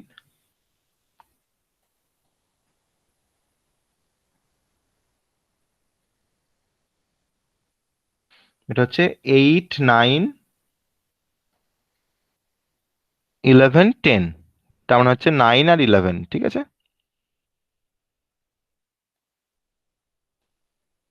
9 আর 11 dot pi of D, don't care দেওয়া আছে, পাই অফ ডি, ওখানে ছিল সামেশন অফ ডি। ওকে, বা সিম্পলি ডি থাকতে পারে, তাতে কোনো প্রবলেম নেই। উইদিন ব্র্যাকেট ডোন্ট কেয়ার কি কোথায় কোথায় আছে? 0 1 3 2 4, 4 এ আছে ডোন্ট কেয়ার। 5 7 6, 4 আর 6 আছে, 4,6। আর কোথায় ডোন্ট কেয়ার আছে? 8, এটা হচ্ছে 8 9 11 10, এখানে নেই। 12 এ আছে আর এখানে 14 এ আছে, তাই তো? তাহলে 12, 14 ব্র্যাকেট শেষ, ঠিক আছে? Minimize the following expression by using K map. Okay, এরকম ভাবে দেওয়া থাকবে। হ্যাঁ, স্যার বলছি আপনি পাই এম এ তো 9 আর 11টা কেন লিখলেন? ওটাতে তো 1 আছে। 9 11 লিখেছি। এইটা 9ই তো স্যার, 9 আর 11ই তো লিখেছেন। হ্যাঁ হ্যাঁ 5 আর হ্যাঁ, 9 লিখেছি 11 লিখেছি, ওটা ভুল লিখেছি। ওটা বল বল, ভুল হলে বল, আমি ঠিক করে দিচ্ছি। 8 আর 10 হবে না স্যার? হ্যাঁ বল কি হবে বল। 8 আর 10 হবে তো? হ্যাঁ হ্যাঁ, এইটা 10 হবে, হ্যাঁ এইটা 10 হবে। 8 9 11 10, হ্যাঁ এইটা 10 হবে, এইটা 10 হবে। আমি 1 এর জন্য এটা বসিয়ে ফেলেছি, এইটা 10 হবে, ঠিক আছে? এবার তাহলে এবার অ্যাজ পার প্রবলেম আমাদের কে ম্যাপটা ঠিকঠাক আছে, সবাই দেখে বল। অ্যাজ পার প্রবলেম আমাদের কে ম্যাপটা ঠিকঠাক আছে, সেলগুলো মানে পার্টিকুলার সেলে বসানোটা ঠিক আছে এবার।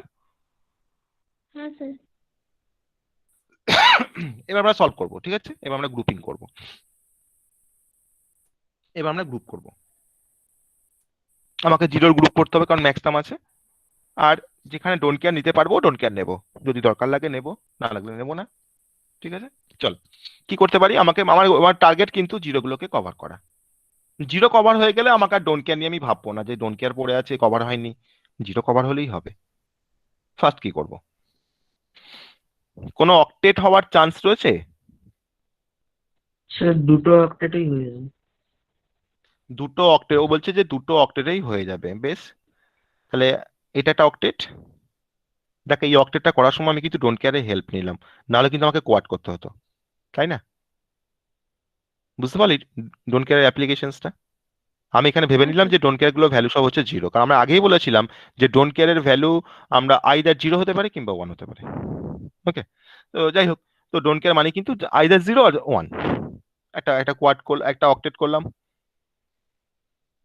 আর চারটে জিরো পড়ে আছে, সেই চারটে জিরোকে আমরা কি করব, আমরা তো চারটে জিরোকে নিয়ে তো আর অক্টেট করা যায় না, তো কোয়াড করতে হবে। তো সেই চারটে জিরোকে আমরা কিভাবে কোয়াড করছি, তো চারটে কোণে আছে কোনো প্রবলেম নেই, চারটে কোণে আছে মানে চারটে জিরোকে আমরা কেটে বের করে নিলাম। This is the another quad, 2 number. Join করে দিচ্ছি অ্যাকচুয়ালি আমরা চারটেকে নিয়ে, যাতে বোঝানো যায় যে চারটে ওয়ানকে নিয়ে আমরা এটাকে ইয়ে করেছি 2 নম্বর কোয়াড। ঠিক আছে, দেখ আর তো কোনো কোয়াড বা পেয়ার কিছুই হবে না, কারণ আমার তো 8টা জিরো কভার হয়ে গেছে। আমার ওয়ানগুলোকে কভার করার উদ্দেশ্য নয়, আমার এখানে ম্যাক্স টার্মে কাজ করছি মানে আমাকে জিরোগুলোকে কভার করার উদ্দেশ্য আমার। ওকে, কভার হয়ে গেছে। এবার এক্সপ্রেশন এফ ইকুয়ালস টু, এক্সপ্রেশনটা আমার ডাব্লিউ এক্স ওয়াই জেড দিয়ে হবে। ঠিক আছে, এখানে কিন্তু ভেরিয়েবল গুলো কিন্তু ডাব্লিউ এক্স ওয়াই জেড দেওয়া আছে। ওকে, তার জন্য আমরা ওখানে ডাব্লিউ এক্স ওয়াই জেড করলাম। এরকম থাকতেই পারে ডিফারেন্ট প্রবলেম, জাস্ট ভেরিয়েবল গুলোকে চেঞ্জ করে দিয়েছে এবিসিডি না করে, এরকম থাকতেই পারে। ওকে, তো এফ ইকুয়ালস টু প্রথম অক্টেট থেকে আমরা কি পাবো, প্রথম অক্টেট থেকে আমরা কি পাবো বল? এক্স টেস্ট হবে, এক্স বার হবে। এক্স বার হবে। তো প্রথম অক্টেট থেকে প্রথম অক্টেটটা আমার দুটো রোতে আছে, 0 1 আর 1 1। তো 0 1 1 এর মধ্যে কমন কোনটা না, ওয়ান কমন, ওয়ানটা কার ভ্যালু, এক্স এর ভ্যালু, তাহলে এখানে ওয়ানে বার হয়, তাহলে এক্স টেস্ট। ওকে, এক্স বার হবে, এক্স বার হবে, ঠিক আছে। আর এই অক্টেটটা চারটে কালামে আছে, তো চারটে কালাম থেকে কিছু কমন আসে না, বেসিক্যালি 0 0 0 1 1 1 1 0 থেকে কিছু কমন আসে না, তার জন্য এটা থেকে আমি কোনো কিছু এক্সপ্রেশন পাচ্ছি না কালাম থেকে, তাহলে এক্স টেস্ট। ওকে, এক্স টেস্ট কিন্তু এটা সামের টার্ম, ঠিক আছে, ডট তারপরে কিন্তু ডট হবে, সিঙ্গেল ভেরিয়েবল বলে পাশে ভুল করে প্লাস বসিয়ে দিস না, কারণ আমি কিন্তু একটা অক্টেট থেকে আমি পেলাম এক্স বার, এটা কিন্তু একটা সামের টার্ম দিয়ে, তার জন্য পাশে কিন্তু ডট বসালাম, কারণ আমি কিন্তু এখানে এসওপি নিয়ে আমরা এখানে কিন্তু পিওএস নিয়ে কাজ করছি, সামের প্রোডাক্ট মানে অ্যাকচুয়ালি মুখে বলছি প্রোডাক্ট অফ সাম, কিন্তু সাম হচ্ছে তারপরে তাদের প্রোডাক্ট হচ্ছে। সেকেন্ড আমার যে কোয়াডটা আছে, সেকেন্ড কোয়াডটার জন্য কি হবে, সেকেন্ড কোয়াডটা দুটো রোতে আছে, 0 0 আর 1 0, জিরো কমন, জিরো কমন মানে হচ্ছে এক্স এর ভ্যালু জিরো, তার মানে তার জন্য আমরা পাচ্ছি এক্স প্লাস এই সেকেন্ড কোয়াডটা যে দুটো কলামে আছে সেটা হচ্ছে 0 0 আর হচ্ছে 1 0, জিরো কমন, জিরোটা কার ভ্যালু, জেড এর ভ্যালু, তো জিরোতে এখানে বার হয় না, ওয়ানে বার হয়, তাহলে এক্স প্লাস জেড। বোঝা গেল? সবাই বুঝতে পেরেছিস ম্যাক্স টার্মের কনসেপ্ট, ম্যাক্স টার্ম দিয়ে কি ম্যাপ করা? হ্যাঁ স্যার।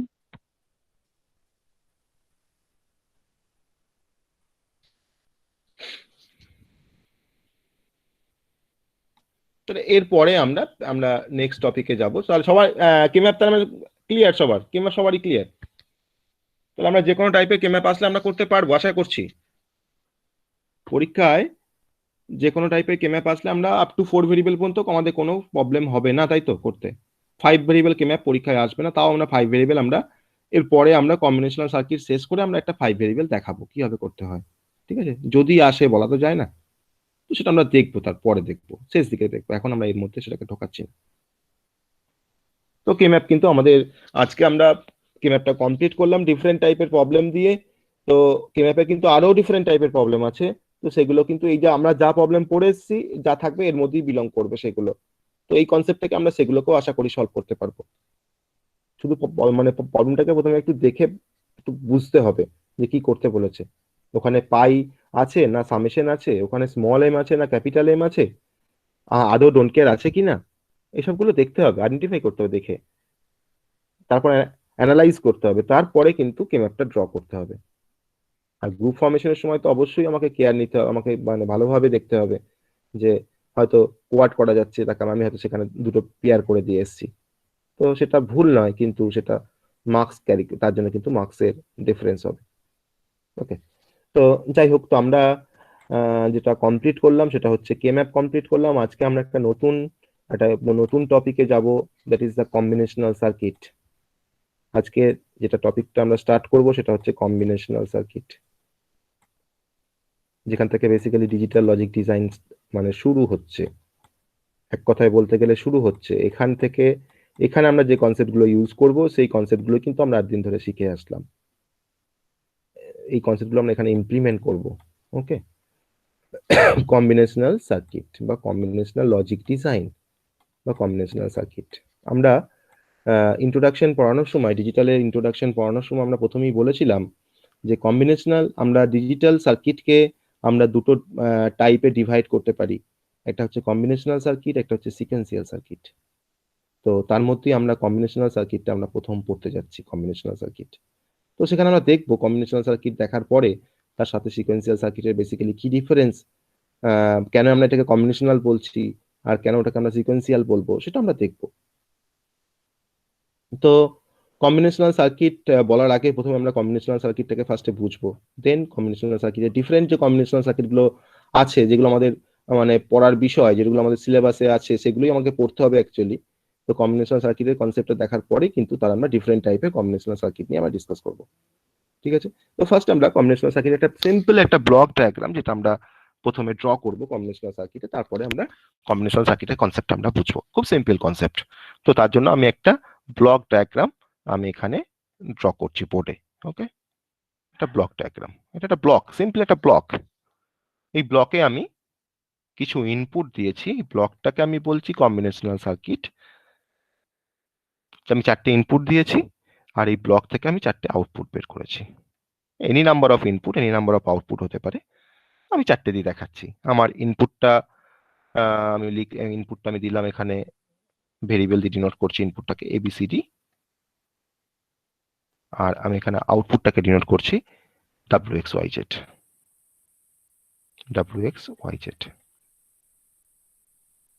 ওকে, এটা ABCDটা, তার মানে এটা যেহেতু ইনপুট, আমরা তার জন্য ডাইরেকশনটা এরকম ভাবে দিচ্ছি। এটা যেহেতু আউটপুট, এই ডাইরেকশনটা আমি এরকম ভাবে দিচ্ছি। এটা আমার কম্বিনেশনাল সার্কিট বা কম্বিনেশনাল লজিক সার্কিট, তার জন্য ভেতরে লিখলাম CLC মানে হচ্ছে কম্বিনেশনাল লজিক সার্কিট। এটা হচ্ছে মাল্টিপল ইনপুটস, তাই না, 4টে দিয়েছি মানে আমি এখানে মাল্টিপল ইনপুটস বলতে পারি। আমি পাশে ইনপুট বলে লিখলাম, এটা কিন্তু মাল্টিপল ইনপুটস আর মাল্টিপল আউটপুটস। আমরা এখান থেকে মাল্টিপল আউটপুট পাচ্ছি। আমরা আউটপুটটাকে আমরা O/P দিয়ে লিখছি, ডিনোট করছি আউটপুটটাকে। ওকে, তাহলে এবার আমরা কম্বিনেশনাল সার্কিটটা আমরা আসল জিনিসটা বুঝবো। তো আমি তো ব্লক ডায়াগ্রামে সিম্পলি কিছু ইনপুট দেখিয়েছি আর কিছু আউটপুট দেখিয়েছি, মানে আমরা মাল্টিপল ইনপুট দেখিয়েছি, মাল্টিপল আউটপুট দেখিয়েছি।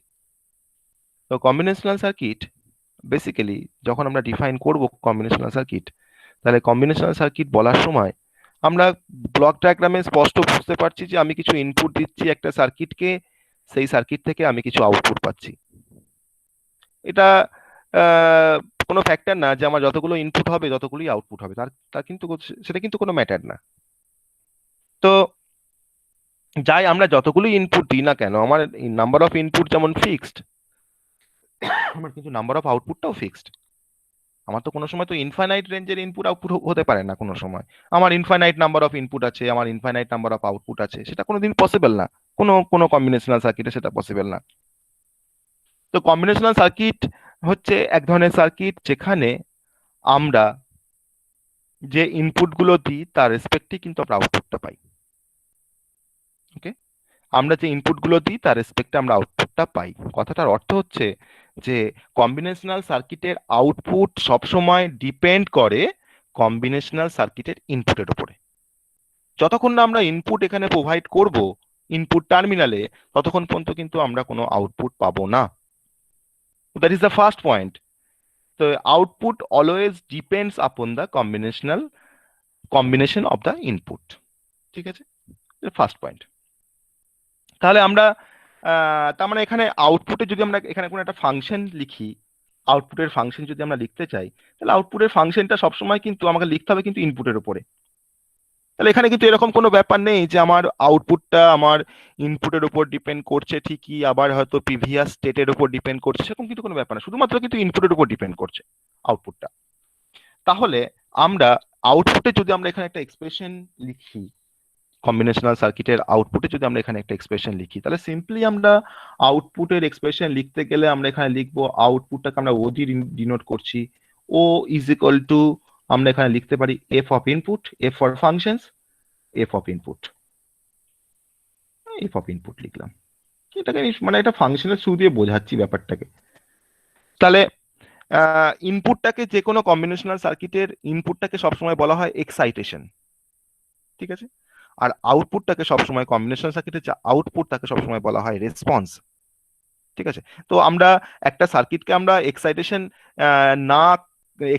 না দিলে সে কিন্তু আমাকে কোনো রেসপন্স প্রোভাইড করতে পারবে না। রেসপন্সটা কিন্তু পাচ্ছি যতক্ষণ না আমরা তাকে কোনো এক্সাইটেশন ইনপুট দিচ্ছি, ততক্ষণ পর্যন্ত কিন্তু আমরা তার থেকে কোনো আউটপুট পাচ্ছি না। সাপোজ ফর এক্সাম্পল যে আমরা একটা অ্যান্ড গেট এখানে ড্র করছি, and gate, simply and gate. And গেটে আমরা জানি যে অ্যান্ড গেটে তো দুটো ইনপুট অ্যান্ড গেটও হয়, আবার থ্রি ইনপুট অ্যান্ড গেটও কিন্তু পসিবল। আমার অ্যান্ড গেটে দুটো ইনপুট আছে, একটা হচ্ছে এ, একটা হচ্ছে বি, আর তার থেকে আমি একটা আউটপুট পাচ্ছি, দ্যাট ইজ দ্য ওয়াই। তো এই অ্যান্ড গেটে আমি যখন ইনপুট দিলাম 0 0, সেই ইনপুটটা দেওয়ার পরে কিন্তু আমি আউটপুটে পাচ্ছি 0। তাহলে আমি তো বলতে পারি যে আমার আউটপুটটা টোটালি ডিপেন্ড করছে কার উপরে? প্রেজেন্ট ইনপুটের উপরে। আমার প্রেজেন্ট ইনপুটটা কত এখন? 0 0। তো তার জন্যই তো আমি এখানে 0 পেয়েছি। আমি ইনপুট দিলাম 0 1, তো তার জন্যই তো আমি আউটপুটটা আবার পাচ্ছি 0। তাহলে output always depends upon the present input. Okay, তো that is the main characteristic of the combinational circuit. তাহলে কম্বিনেশনাল সার্কিট কিন্তু সিম্পলি একটা সার্কিট যে সার্কিটের আউটপুট সবসময় ডিপেন্ড করে ইনপুটের উপরে, তাকে আমরা বলছি কম্বিনেশনাল সার্কিট। আর এই যে আমরা ইনপুট দিচ্ছি, আউটপুট পেয়ে গেলাম, আমরা কিন্তু কোনোভাবেই আমরা ইনপুট আউটপুটকে কোথাও স্টোর করে রাখতে পারি না। তাহলে কম্বিনেশনাল সার্কিটে কিন্তু কোনো রকম ভাবে কোনো মেমোরি এলিমেন্ট থাকে না, does not contain any memory element in combinational circuit. Okay, আমরা ইনপুট দেব, আউটপুটটা দেখে নিলাম, আমার কাজ শেষ হয়ে গেল। আমরা কিন্তু ইনপুট বা আউটপুটটাকে আমরা কোনোভাবেই স্টোর করতে পারি না কম্বিনেশনাল সার্কিটের মধ্যে। তাহলে এখানে কিন্তু কোনো মেমোরির কোনো কনসেপ্ট নেই কম্বিনেশনাল সার্কিটে। ওকে, তাহলে আমরা কিন্তু এবার আমরা চলে আসবো ক্লাসিফিকেশন অফ কম্বিনেশনাল সার্কিট। তাহলে কম্বিনেশনাল সার্কিটের বেসিক কনসেপ্টটা বোঝা গেল যে কম্বিনেশনাল সার্কিট হচ্ছে একটা এমন ধরনের সার্কিট যার আউটপুট সবসময় ডিপেন্ড করে প্রেজেন্ট ইনপুটের উপরে। তার জন্য আমরা আউটপুটটাকে আমরা ইনপুটের যদি আমরা ফাংশন হিসেবে যদি আমরা রেসপেক্ট করি, মানে রিপ্রেজেন্ট করি, তাহলে আমরা বলবো যে output equals to F of input. তখন আউটপুটটা কিন্তু সবসময় ডিপেন্ড করছে ইনপুট ফাংশনের উপরে, ইনপুটের উপরে। ঠিক আছে, সেই ইনপুটটা কিন্তু প্রেজেন্ট ইনপুট। তাহলে আমরা প্রেজেন্ট ইনপুট বলতে পারি, কম্বিনেশন অফ ইনপুট বলতে পারি। এই যে আমি প্রথমে যে আমি কম্বিনেশন দিলাম 0 0, তার জন্য পেলাম 0, তারপরে কম্বিনেশন দিলাম 0 1, তার জন্য পেলাম আবার 0, তারপরে কম্বিনেশন হয়তো তুমি 1 0 যদি দিই আমি আবার 0 পাবো অ্যান্ড গেটের জন্য, তারপরে হয়তো আমি যদি 1 1 দিই তখন তার জন্য হয়তো পাবো আমরা 1। ঠিক আছে, তাহলে আমরা আউটপুট সবসময় কিন্তু ডিপেন্ড করছে আমার প্রেজেন্ট ইনপুটের উপরে অথবা কম্বিনেশন অফ দ্য ইনপুটের উপরে। তো that is the combinational circuit. আর কম্বিনেশনাল সার্কিটে কিন্তু কোনো মেমোরি এলিমেন্ট থাকে না। তার কারণ হচ্ছে থাকে না, কারণটা আমি পরে বলবো। আর থাকে না বলেই আমরা কোনো ইনপুট বা আউটপুটকে আমরা স্টোর করে রাখতে পারি না, যাতে সেটাকে আমরা পরে ফিউচারে তাকে আমরা হয়তো ইউজ করতে পারি। আমরা কিন্তু কোনোভাবেই সেটাকে স্টোর করে রাখতে পারি না। That is the combinational circuit. ঠিক আছে, তো সিকোয়েন্সিয়াল সার্কিটের কনসেপ্টটা আমরা যখন সিকোয়েন্সিয়াল সার্কিট যখন পড়বো তখন সেখানে আমরা দেখবো সিকোয়েন্সিয়াল সার্কিটের কনসেপ্ট। আমরা এখন এই কম্বিনেশনাল সার্কিটের কনসেপ্টটা জেনে আমরা এবার ক্লাসিফিকেশন করতে যাব কম্বিনেশনাল লজিক সার্কিটের।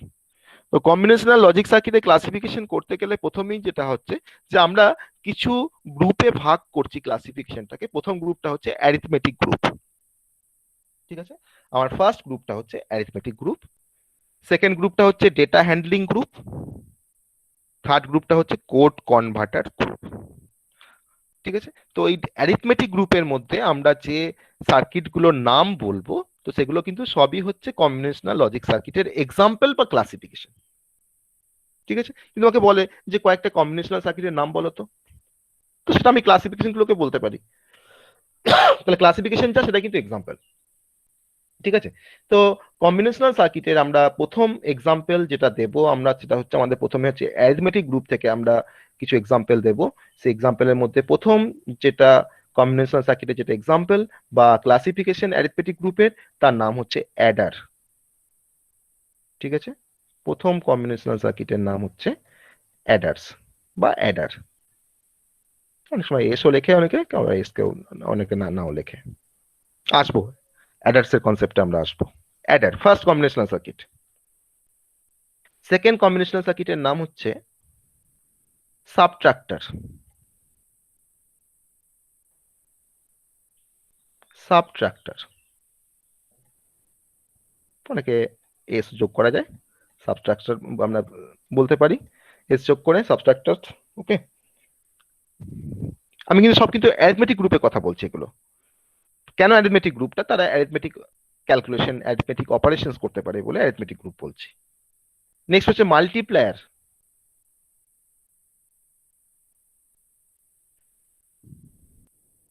মাল্টিপ্লায়ার কথাটা আমরা এখানে ইমপ্লিমেন্ট আমরা লিখবো না, আমাদের যে সিলেবাসে নেই।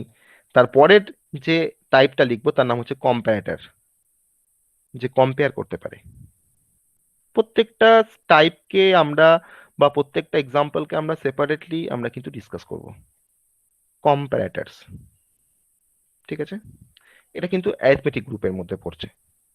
আমরা অ্যাডার পড়বো, সাবট্রাক্টর পড়বো, কম্প্যারেটরস পড়বো। নেক্সট হচ্ছে data handling group. Data handling গ্রুপের মধ্যে আমাদের বেসিক্যালি যে সার্কিটগুলো কম্বিনেশনাল সার্কিটগুলো পড়বে তার নাম হচ্ছে মাল্টিপ্লেক্সার। তোরা হয়তো অনেকে নাম শুনেছিস। ডিমাল্টিপ্লেক্সার, এনকোডার, ডিকোডার, ঠিক আছে? তো সেটা আমরা সেটা কিন্তু আরো একটা টাইপ আমার কম্বিনেশনাল সার্কিটের। একটা হচ্ছে মাল্টিপ্লেক্সার, যাকে আমরা শর্টে ডিনোট করব মার্কস দিয়ে, এমইউএক্স মার্কস। মার্কস দিয়ে আমরা মাল্টিপ্লেক্সারকে আমরা ইন্ডিকেট করতে পারি অনেক সময়। ডিমার্কস আমরা ডিমাল্টিপ্লেক্সারকে আমরা ডিমার্কস দিয়ে আমরা ইন্ডিকেট করব বা আমরা বলবো, বলার সময় ডিমার্কস বলবো। ডিমার্কস মানে কিন্তু ডিমাল্টিপ্লেক্সার। আর হচ্ছে ডিকোডার, খুব ইম্পর্টেন্ট কনসেপ্ট ডিজিটাল লজিক ডিজাইনে। ডিকোডারে কিন্তু অ্যাপ্লিকেশনস বা এনকোডারের অ্যাপ্লিকেশন কিন্তু কম্পিউটার অর্গানাইজেশন আর্কিটেকচারে আছে। ডিকোডার, এনকোডার সব কিন্তু ডেটা হ্যান্ডলিং গ্রুপের মধ্যে পড়ছে। যদি এই গ্রুপগুলো না জানলেও হয়, তো আমি স্পেসিফিক করে দিচ্ছি যে কোন এক্সাম্পলটা কম্বিনেশন সার্কিটের কোন এক্সাম্পল বা কোন টাইপটা কোন গ্রুপের মধ্যে বিলং করে, তার জন্য বলছি। এনকোডার্স বা এনকোডার, ডিকোডার্সও বলে অনেক সময়, ওকে? নেক্সট যে টাইপটা বলবো সেটা হচ্ছে কোড কনভার্টার্স। কোড কনভার্টার আমরা তো আগে ম্যানুয়ালি কোড কনভার্সন করে এসেছি। আমরা বিসিডি কোড থেকে XS3 কোড কনভার্সন করে এসেছি, আমরা বিসিডি কোড থেকে গ্রে কোড কনভার্সন করে এসেছি, বা গ্রে কোড থেকে আমরা বিসিডি কোড কনভার্সন করে এসেছি। ম্যানুয়ালি করে এসেছি, হাতে করে এসেছি। আমাকে বাইনারি কোড দেওয়া হলো, আমি তাকে বললাম যে বাইনারি টু গ্রে কনভার্সন কর, দেখিয়েছি কিভাবে করতে হয়। গ্রে কোডে দিয়েছি আমরা ইনপুট, আমাকে বাইনারি করে আউটপুট পেতে হবে, তো আমরা গ্রে টু বাইনারি কনভার্সন করে এসেছি আমরা এক্সাম্পলে। তো সেই কাজগুলো আমরা এখন আর ম্যানুয়ালি আমরা করবো না, সেটা আমরা এখন অটোমেটিক করব। আমরা সার্কিট ডিজাইন করব তার জন্য। আমার binary two gray code converter circuit design করব আমরা। আমি সার্কিটটাতে আমি বাইনারি ইনপুট দেব, আমাকে সার্কিটটা গ্রেতে আউটপুট দেবে। আমি বিসিডি কোড ইনপুট দেবো আমার সার্কিটে, আমাকে XS3 করে আউটপুট দেবে। That is the code converter circuit বা কোড কনভার্টার কম্বিনেশনাল সার্কিট।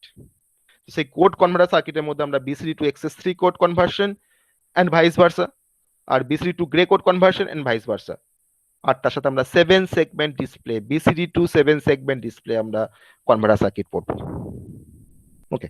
তো এটা হচ্ছে আমাদের কোড কনভার্টারস এর একটা টাইপ একটা। তার মধ্যে আমরা এই ধরনের কনভার্টার সার্কিট। তো আমি যতগুলো কথা, আমি যতগুলো এক্সাম্পল বললাম, যতগুলো টাইপ বললাম, এই যে Eder, subtractor, comparator, multiplexer, demultiplexer, decoder, encoder, code converter, সবই কিন্তু হচ্ছে কম্বিনেশনাল সার্কিটের এক্সাম্পল। কেন কেন এটা কম্বিনেশন সার্কিট? না, এদের প্রত্যেকের আউটপুট ডিপেন্ড করে প্রেজেন্ট ইনপুটের উপরে, দ্যাটস ওয়াই এরা কিন্তু সবাই কম্বিনেশন সার্কিট। তো সেটা আমরা প্রুভ করবো, সেটা আমরা দেখাবো, সেটা আমরা ইমপ্লিমেন্ট করে দেখাবো যে হ্যাঁ অ্যাডারের আউটপুট ডিপেন্ড করে তার ইনপুটের উপরে, সাবস্ট্রাক্টরের ইনপুট আউটপুট ডিপেন্ড করে তার প্রেজেন্ট ইনপুটের উপরে।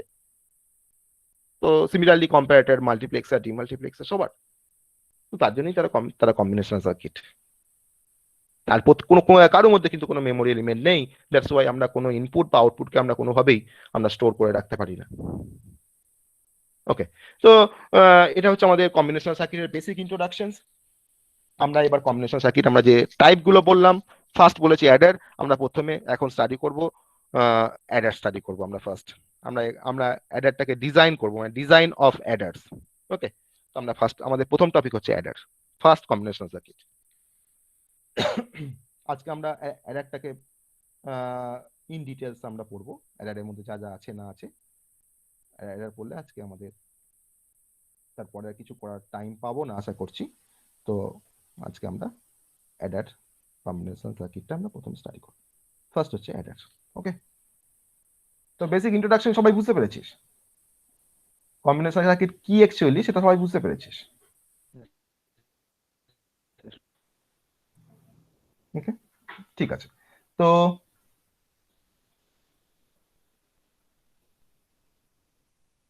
অ্যাডার, সাবস্ট্রাক্টর আমরা সবই পড়বো। তো প্রথমে হচ্ছে অ্যাডার, কথাটা আসছে অ্যাডার। তো প্রথমে আমরা একটা অ্যাডার সম্বন্ধে ছোট্ট একটা অ্যাডারের অ্যাপ্লিকেশনস দেখি, তারপরে বলবো যে অ্যাডার কেন আমরা এখানে কিভাবে তাকে ডিজাইন করবো। আমরা কিন্তু এখানে ডিজাইন করছি বেসিক্যালি। তো যে কোনো প্রসেসর বা যে কোনো অ্যারিথমেটিক লজিক ইউনিট বা যে কোনো কন্ট্রোল ইউনিট, আমরা জানি যে আমাদের সেন্ট্রাল প্রসেসিং ইউনিটের বেসিক্যালি দুটো ফাংশনাল ইউনিট আছে, একটা হচ্ছে এলইউ, একটা হচ্ছে কন্ট্রোল ইউনিট। তো কম্পিউটারে যা কিছু অ্যারিথমেটিক বা লজিক্যাল অপারেশন সমস্ত কাজের জন্য কিন্তু রেসপন্সিবল হচ্ছে এলইউ, তাই না? আমরা জানি কিন্তু। তো এলইউ কিন্তু একটা digital circuit, arithmetic logic unit একটা ডিজিটাল সার্কিট, যে সার্কিটটা কিন্তু ডিজাইন করতে হয়েছে, সার্কিটটাকে বিল্ড আপ করতে হয়েছে, এভরিথিং সবকিছু। তো একটা অ্যারিথমেটিক লজিক ইউনিট কেমন করে অ্যাডিশন করে, একটা অ্যারিথমেটিক লজিক ইউনিট কেমন করে সাবট্রাকশন করে, কেমন করে মাল্টিপ্লিকেশন করে। ওকে, তাহলে কি এটা তার মানে কিভাবে কাজটা করছে? তার মানে আমরা তো যা কিছু কম্পিউটারে যা কিছু কাজ করি সব তো আমরা বাইনারিতে কাজ করি, binary addition, binary subtraction, binary multiplication, সব কিছু তো বাইনারি নাম্বারের উপরে অপারেট করছে। তো এরা কিভাবে অপারেশনস গুলো করে, তো সেটাই আমরা ফার্স্টে দেখবো। তো এরা কিন্তু ডিজিটাল ইলেকট্রনিক্সে আমরা অ্যাডার যে সার্কিটটা পড়বো সেটা বেসিক্যালি একটা লজিক সার্কিট, যে লজিক সার্কিটটা হেল্প নিয়ে আমরা অ্যাডিশন করতে পারি। বেশি অ্যাডিশনটা তো আমরা করি না, কম্পিউটারে অ্যাডিশনটা করে কে? এলইউ করে। তাহলে এলইউ নিশ্চয়ই অ্যাডার সার্কিটটাকে ইউজ করে। তাহলে এলইউর ভেতরে কিন্তু অ্যাডারের একটা মডিউল আছে, অ্যাডার সার্কিট আছে, সেটা কিন্তু একটা ডিজিটাল সার্কিট। সেই সার্কিটটা কিন্তু যত কিছু অ্যাডিশন আসে, যত কিছু অ্যাডিশনের অপারেশনস আসে, সেই অপারেশন সব কিন্তু অ্যাডার করে।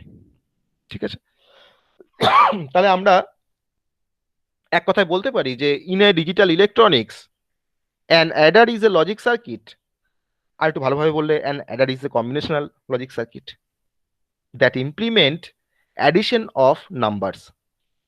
আমরা মেনি কম্পিউটার্স বা আদার টাইপ অফ প্রসেসর, সেখানে কিন্তু অ্যাডার ইউজ করা হয়। কেন ইউজ করা হয় না, সিমিলার অপারেশনস করার জন্য, সিমিলার অপারেশন মানে অ্যাডিশন অপারেশন করার জন্য বা অ্যারিথমেটিক অপারেশনস করার জন্য এলইউতে কিন্তু অ্যাডারটাকে ইউজ করা হয়। ওকে, তো মেনি নিউমেরিক্যাল যে রিপ্রেজেন্টেশন গুলো থাকে, নিউমেরিক্যাল যে অপারেশনস গুলো থাকে বাইনারি নাম্বারের উপরে, সেই কাজগুলো করতে কিন্তু অ্যাডার ইউজ করা হয়। বেসিক্যালি কম্পিউটারে যা কিছু অ্যাডিশনের কাজ সব কিন্তু করে হচ্ছে অ্যাডার। তার মানে কম্পিউটারের মধ্যে অ্যাডার আছে, কম্পিউটারের মধ্যে বলতে আমাদের এলইউর মধ্যে অ্যাডার আছে। আর এলইউটা কার মধ্যে আছে? সিপিইউর মধ্যে আছে। তাহলে আমরা বলতে পারি যে সিপিইউর মধ্যে বা প্রসেসরের মধ্যে কিন্তু অ্যাডার সার্কিটটা আছে। ঠিক আছে, তাহলে সে অ্যাডিশন করতে পারে। এবার অ্যাডার সার্কিট কিভাবে অ্যাডিশন করে সেটা আমরা দেখবো, সেটা আমরা ডিজাইন করবো, অ্যাডার সার্কিটকে আমরা ডিজাইন করব। ওকে, তো এই অ্যাডার সার্কিট তার মানে বেসিক্যালি অ্যাডার হচ্ছে একটা কম্বিনেশনাল সার্কিট, যে সার্কিটটা নাম্বারের অ্যাডিশন করতে পারে, দ্যাট ইজ অ্যাডার। এই অ্যাডার সার্কিটকে বা অ্যাডার কম্বিনেশনাল সার্কিটকে আমরা দুটো ভাগে আমরা ডিভাইড করতে পারি। এটা হচ্ছে প্রথমটার নাম হচ্ছে হাফ অ্যাডার, হাফ অ্যাডার, আর সেকেন্ড টাইপটার নাম হচ্ছে ফুল অ্যাডার।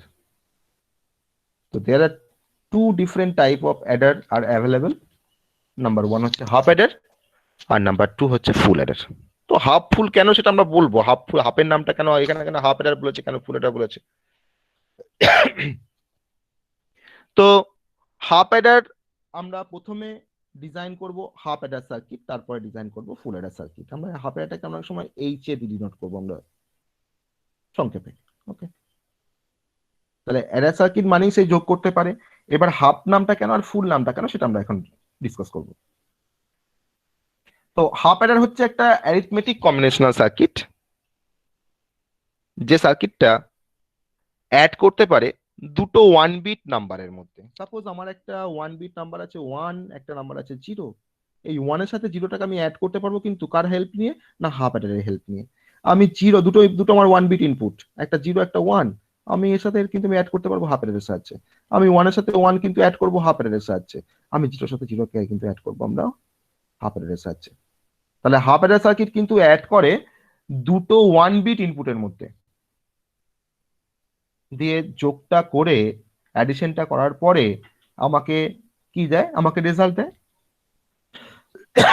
তাহলে একটা অ্যাডিশনের পরে আমরা আমরা কি রেজাল্ট পেতে পারি? একটা দুটো নাম্বারের মধ্যে যদি আমরা অ্যাডিশন করি, দুটো বিটের মধ্যে যদি আমরা অ্যাডিশন করি, দুটো 1 বিট নাম্বার ইনপুটের মধ্যে, তাহলে সেখান থেকে আমরা কি রেজাল্ট পেতে পারি?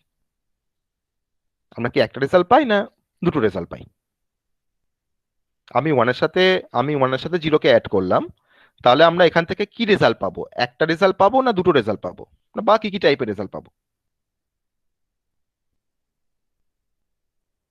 বল?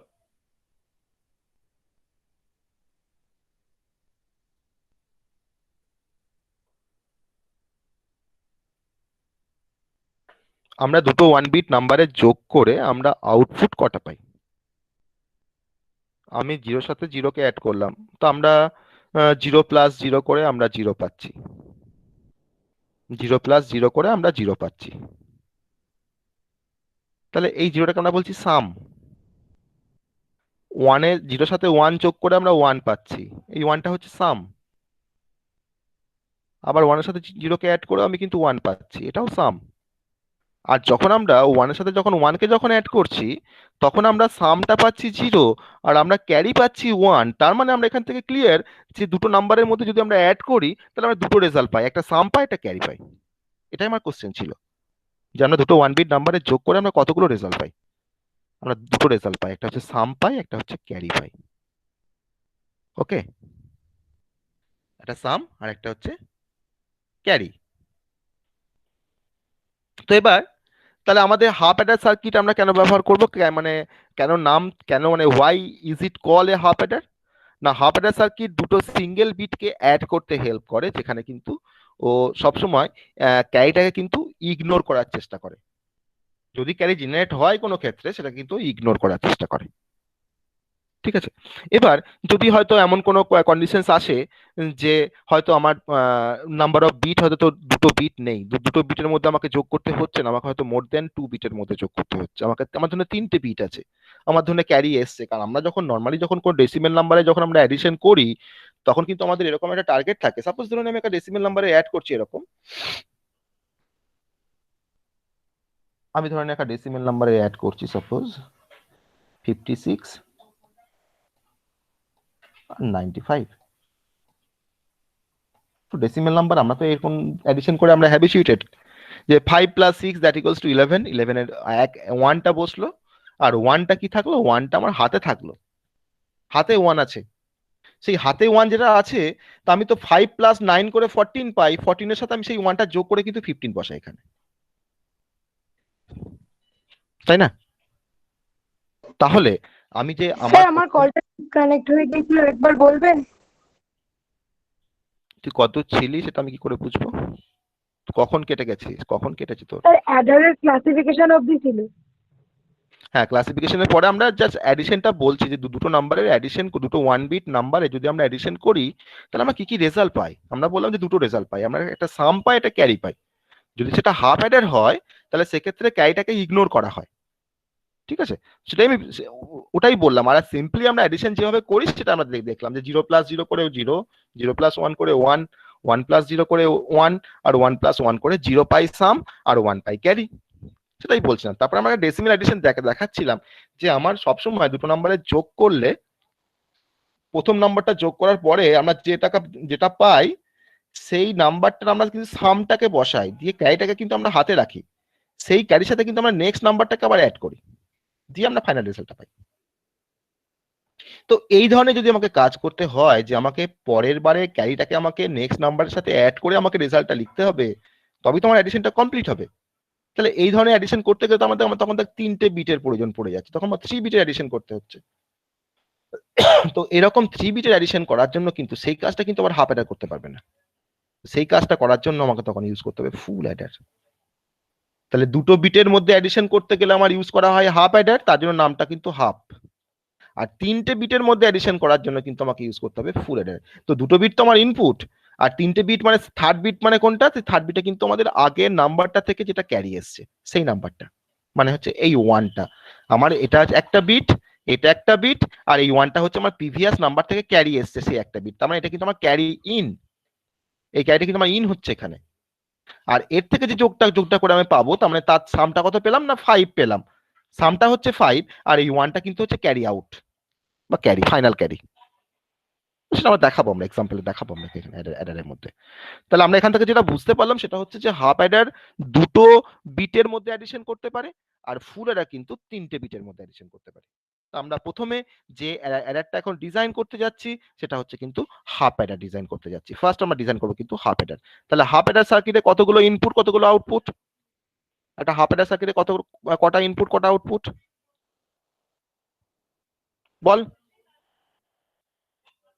একটা হাফ অ্যাডার সার্কিটে কটা ইনপুট কটা আউটপুট, আমি এখনই তো বললাম স্যার দুটো আউটপুট।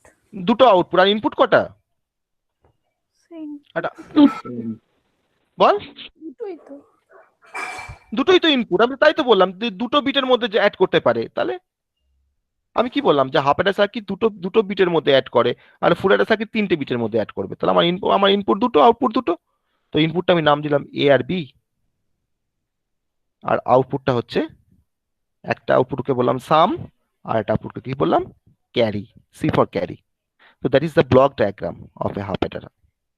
এটা হচ্ছে হাফ অ্যাডারের ব্লক ডায়াগ্রাম। তাহলে প্রথমে আমরা দেখলাম definition, what is half adder. Half Eder হচ্ছে একটা কম্বিনেশনাল সার্কিট, যে সার্কিটটা দুটো বিটের মধ্যে দুটো 1 বিট নাম্বারের অ্যাডিশন করতে পারে, দিয়ে আমাকে সাম আর ক্যারি জেনারেট করে as a output. That is the half adder. আর এটা হচ্ছে হাফ অ্যাডারের ব্লক ডায়াগ্রাম, যেখানে এ বিটা হচ্ছে হাফ অ্যাডার সার্কিটের ইনপুট, দুটো ইনপুট হবে, তার বেশি কিন্তু হবে না কোনো সময়। হাফ অ্যাডার সার্কিটে সবসময় কিন্তু দুটো ইনপুট হবে। আর এস আর সিটা হচ্ছে আমার আউটপুট, এস মানে হচ্ছে সাম, আর সি মানে হচ্ছে ক্যারি। ঠিক আছে, that is the block diagram. Next আমরা দেখবো যেটা, সেটা হচ্ছে ট্রুথ টেবিল। হাফ অ্যাডার সার্কিটের ট্রুথ টেবিল, যে কিভাবে হাফ অ্যাডার সার্কিট অ্যাডিশন করে, তার জন্য তাকে আমরা একটা ট্যাবুলার ফর্মে দেখাবো। That is the truth table. আমরা ট্রুথ টেবিল আগেও পড়ে এসেছি ডিফারেন্ট গেটের জন্য, আমরা এখানেও দেখবো ট্রুথ টেবিল। ট্রুথ টেবিল, তো ট্রুথ টেবিলের মধ্যে কি থাকে, বেসিক্যালি ইনপুট থাকে আর আউটপুট থাকে। ইনপুট আর আউটপুটের যে ম্যাপিং তাকে আমরা বলি ট্রুথ টেবিল, তাই না? তো ইনপুট আমার এখানে কি কি আছে, ইনপুট আছে এ আর বি, আউটপুট কি আছে এস আর সি। তো দুটো যদি ইনপুট হয়, ইনপুট যদি তো দুটো ভেরিয়েবল হয়, তা কতগুলো কম্বিনেশন হবে ইনপুটের? দুটো ইনপুটে যদি ভেরিয়েবল হয় তা কতগুলো কম্বিনেশন হবে ইনপুটের বল? 4টে। তাহলে 4টে কম্বিনেশন, 0 0 0 1 1 1 0 হচ্ছে 1 1, 4টে কম্বিনেশন। তো আমরা তো যোগটা তো নিজেরাই করতে পারবো। জিরোর সাথে জিরোকে অ্যাড করলে যোগফল কি হয়, 0 হয়, কিছু ক্যারি আসে না, তার মানে ক্যারি কিছু না আসা মানে 0। ক্লিয়ার? 0 সাথে 1 কে যোগ করলাম, তাহলে 0 + 1 করে সামটা কত হয় 1, ক্যারি কিছু আসে না, তার মানে ক্যারিটা 0। 1 + 0 করে সাম হয় 1, ক্যারি কি হয়, ক্যারি কিছু আসে না, তার মানে 0। আর 1 + 1 করে সামটা হয় 0 আর ক্যারিটা হয় 1। বোঝা গেল কিনা বল? আমি কিন্তু সাম আর ক্যারি বের করলাম দুটো ইনপুটের জন্য। যেহেতু হাফ অ্যাডার সার্কিট দুটো বাইনারি ইনপুটের মধ্যে যোগ করতে পারে, তার জন্য আমার দুটো ইনপুট তার ব্লক ডায়াগ্রামে দিয়েছি। আর দুটো বাইনারি নাম্বারকে যোগ করলে তো আমার দুটো আউটপুট হয়, একটা সাম একটা ক্যারি। তাহলে আমি এখন দুটো ইনপুটের জন্য আমি পসিবল 4টে কম্বিনেশন লিখলাম। সেই 4টে কম্বিনেশনের জন্য আমার হাফ অ্যাডার সার্কিট কিভাবে যোগ করবো সেটা আমি দেখলাম। যে যদি আমার 0 0 হয় তাহলে সামটা হবে 0, ক্যারিটা হবে 0, কারণ কিছু ক্যারি আসে না, ক্যারিটা একমাত্র 1 1 যোগ করলেই আসে ক্যারি 1। ঠিক আছে, তো সেগুলোর জন্য আমরা এখানে ট্রুথ টেবিলটা লিখলাম কিভাবে কাজ করে হাফ অ্যাডার। এখান থেকে আমরা এরপরে যেটা বের করবো ট্রুথ টেবিলটার পরে, সেটা হচ্ছে আমরা এক্সপ্রেশন বের করবো। কারণ আমাকে যদি হাফ অ্যাডার সার্কিট যদি আমাকে ডিজাইন করতে হয়, তাহলে কিন্তু আমাকে তার এক্সপ্রেশন বের করতে হবে। এক্সপ্রেশন না হলে তো আমরা তো সার্কিট ডিজাইন করতে পারবো না, তাই না? তো সার্কিট ডিজাইন করার জন্য আমার এক্সপ্রেশন দরকার, তো আমি এখান থেকে এক্সপ্রেশন বের করবো। লজিক এক্সপ্রেশন আমার কিন্তু পয়েন্টগুলো মাথায় রাখবে, আমি কিন্তু কার পরে কোনটা করছি সেটা কিন্তু মাথায় রাখবি। যদি বলে, যদি পরীক্ষায় কোশ্চেন আসে যে ডিজাইনে হাফ অ্যাডার সার্কিট, তো ডিজাইনে হাফ অ্যাডার সার্কিট মানে কিন্তু ফার্স্ট আমাকে হোয়াট ইজ হাফ অ্যাডার সেটা বলতে হবে, তারপরে আমাকে তার ব্লক ডায়াগ্রামটা ড্র করতে হবে, তারপরে তার আমাকে ট্রুথ টেবিলটা দেখাতে হবে, দেন আমাকে এক্সপ্রেশন লিখতে হবে, এক্সপ্রেশনের পরে আমরা লজিক সার্কিট ডিজাইনটা দেখাবো। That is the design of half adder circuit. Okay, আমাকে আবার এক্সপ্রেশন বের করতে হবে। তো আমরা এক্সপ্রেশন কার বের করি? এক্সপ্রেশন কার বের হয়, ইনপুটের না আউটপুটের? এক্সপ্রেশন কার বের হয়? ইনপুটের এক্সপ্রেশন হয়। স্যার আউটপুটে। তাহলে আমরা এতক্ষণ ধরে কে ম্যাপ করলাম, আমরা কার এক্সপ্রেশন লিখছিলাম? আউটপুটের এক্সপ্রেশন লিখছিলাম। আউটপুটের এক্সপ্রেশন লেখার জন্য আমার রেসপন্সিবল কারা না? Input responsible. তার জন্য ইনপুটগুলো বসাচ্ছিলাম, ইনপুট দিয়ে আমরা আউটপুট এক্সপ্রেশন লিখছিলাম, তাই না? তাহলে এক্সপ্রেশন সবসময় কার হয়? আউটপুটের এক্সপ্রেশন হয়। তাহলে আমার এখানে আউটপুট কটা আছে? দুটো আছে। তাহলে আমাকে এস আর সি এর আমাকে এক্সপ্রেশন লিখতে হবে। তো আমরা প্রথমে এস এর এক্সপ্রেশন বের করব, তারপরে আমরা সি এর এক্সপ্রেশন বের করব। তো আমরা তো জানি কেমন করে ট্রুথ টেবিল থেকে এক্সপ্রেশন বের করতে হয়, সেটা আমরা শিখে এসেছি। আমরা প্রথমে কি হবে এস এর এক্সপ্রেশন? এস ইকুয়ালস টু কি লিখবো আমরা ট্রুথ টেবিল থেকে? এস ইকুয়ালস টু কি লিখবো আমরা ট্রুথ টেবিল থেকে? বল, আমি কিন্তু পড়ে এসেছি এটা ট্রুথ টেবিল থেকে কিভাবে এক্সপ্রেশন বের করতে হয়। প্রথম দিকে ক্লাসে আমি পড়ে এসেছি।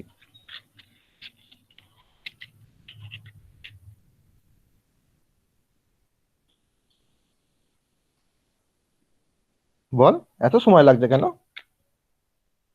এটা সিম্পল জিনিসকে বলতে? এবি এস সমান এবি কি করে বলবি? এবার বল। স্যার ভুলে গেছি, মনে নেই। তাহলে এগুলো ভুলে গেলে, এই টপিকটা আমি পড়িয়ে এসেছি অনেকদিন আগে, তাই না? তো সবাইকেই বলেছি, যারা ছিলি ক্লাসে, অনেকেই ছিলি ক্লাসে। তাহলে স্যার এইগুলো বলেছেন। টপিকগুলো পড়িয়ে আসার পরে আজকে ধরনে এটা পড়া থেকে যদি আমাকে ওটা আবার ক্লিয়ার করতে হয়, তাহলে তো আলটিমেট টপিক আগাবে না। তাও তো আমি টপিকে অনেক অনেক ডেপথে গিয়ে আমি বলি, যেটা বলা দরকার থাকে না তাও সেটাও আমি বলি, যাতে কনসেপ্টটা তোরা ভালোভাবে বুঝতে পারিস।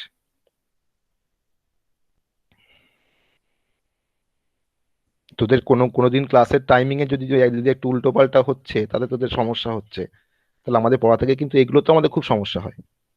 জায়গার টপিক ক্লিয়ার করে দেওয়া আসার পরে সেটা যদি আবার কোশ্চেন করে যদি না অ্যান্সার পাওয়া যায় অন্য টপিক পড়তে গিয়ে, তো সেটা তো আমাদের খুব সমস্যা হয় টিচারদের।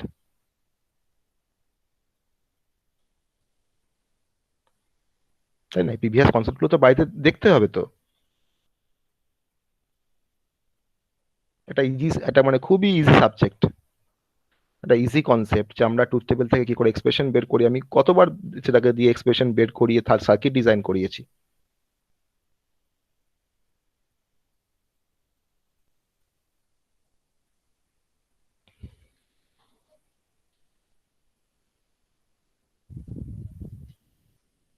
মানে এগুলো এগুলো আলটিমেট কি বলতো, ক্লাসের ফ্লোটা নষ্ট হয়ে যায়।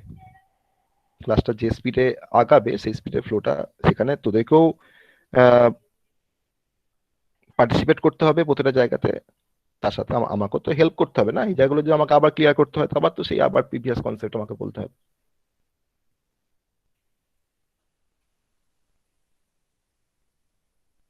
তো যাই হোক, তো আমরা আউটপুটে যখন এক্সপ্রেশন বের করি কোনো ট্রুথ টেবিল থেকে, সবসময় আউটপুটের এক্সপ্রেশন বের করা হয়।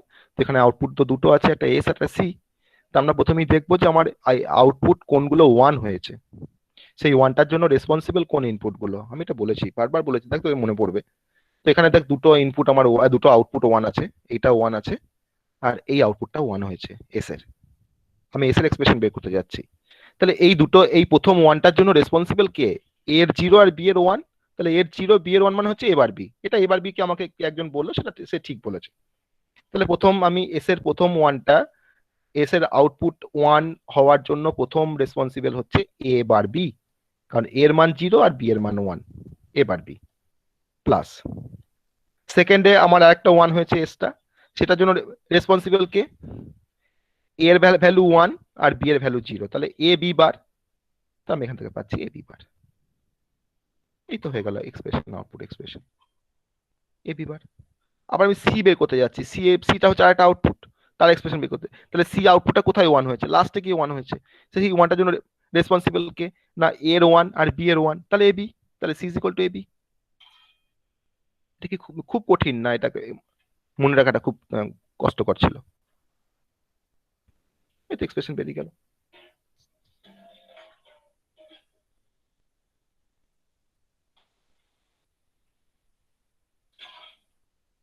তো এরকম ভাবে আমরা এক্সপ্রেশন বের করব। তাহলে আমরা এখান থেকে যে জিনিস দেখতে পাচ্ছি যে এ bar B plus A B বার, এটাকে আমরা একটা নোটেশন দিয়ে লিখতে পারি। কি লিখতে পারি এটার জন্য আমরা? A bar B plus A B bar, বল। A bar B plus A B বারকে আমরা কি লিখতে পারি বল? A XOR B. A XOR B. তাহলে আমরা এটাকে ছোট করে দিলাম, এক্স অর বি লিখলাম, এটাকে একটু মিনিমাইজ করে নিলাম যাতে নাম্বার অফ গেটটা আমার কম লাগে। আমাকে তো ডিজাইন করতে বলেছে হাফ এটা সার্কিট, এক্স অর বি। এটাকে আমি আর কিছু ছোট করতে পারি না, তাহলে এক্সপ্রেশন হয়ে গেল। এবার হচ্ছে লজিক ডায়াগ্রাম বা সার্কিট ডায়াগ্রাম। ঠিক আছে, সার্কিট ডায়াগ্রাম বা সার্কিট, এই জন্য সার্কিটটা ড্র করব।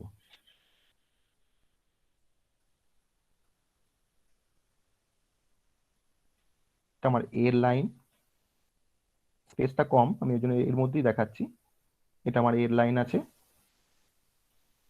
আমি পাশে আমার লাগছে না তাও আমি এখানে ড্র করে নিচ্ছি। এবার যেভাবে দেখিয়েছিলাম সার্কিট ড্র করা, এটা এর লাইন, এটা এ ড্যাশের লাইন বা এ বারের লাইন, এটা এ বার। সিমিলারলি এটা বি, এটা হচ্ছে বি বার।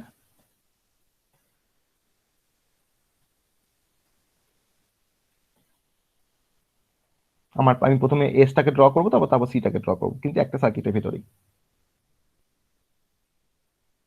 কি আছে? এ এক্স অর বি।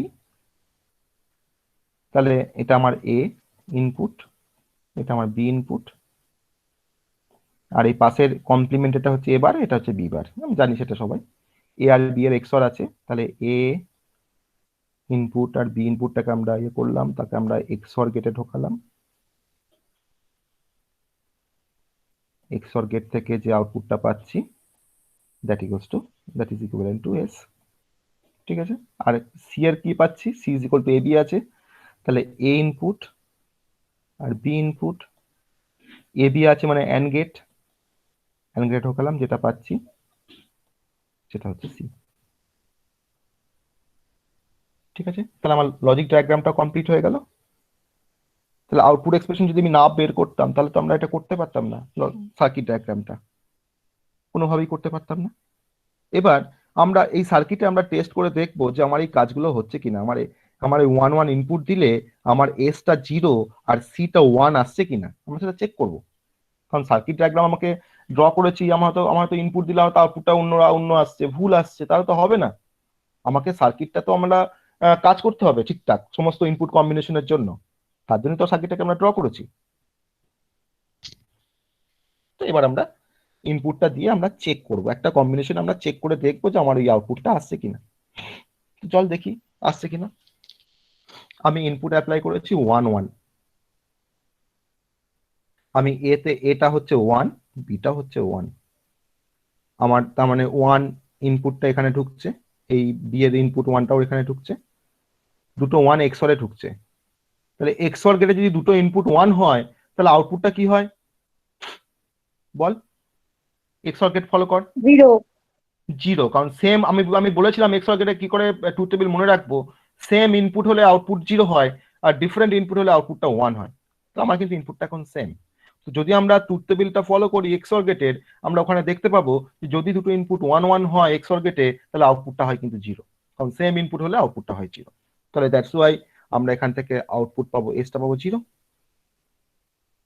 আর এখানে এটা ঢুকছে অ্যান্ড গেটে, বি এর মান বিটাও ঢুকছে অ্যান্ড গেটে, তাহলে এটাও 1 বিটাও 1, অ্যান্ড গেট আছে, তা দুটো মান যদি মাল্টিপ্লাই করি তাহলে কি আসবে, সিটা আসবে 1। দেখ আমার ম্যাচ করছে কিনা, S0 C1 পাচ্ছি। আমি একটা কম্বিনেশন চেক করলাম, বাকি তিনটে কম্বিনেশন যদি আমরা চেক করতে পারি তাহলে কিন্তু আমাদের সেম আউটপুট আসবে, যে অ্যাজ পার ট্রুথ টেবিল। তাহলে আমরা বুঝতে পারছি যে হ্যাঁ আমার সার্কিটটা ঠিকঠাকভাবে কাজ করছে।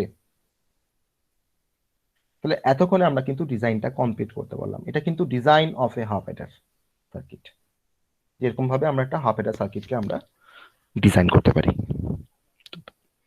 সবাই বুঝতে পারলি কি করে ডিজাইন করলাম হাফ অ্যাডার সার্কিট?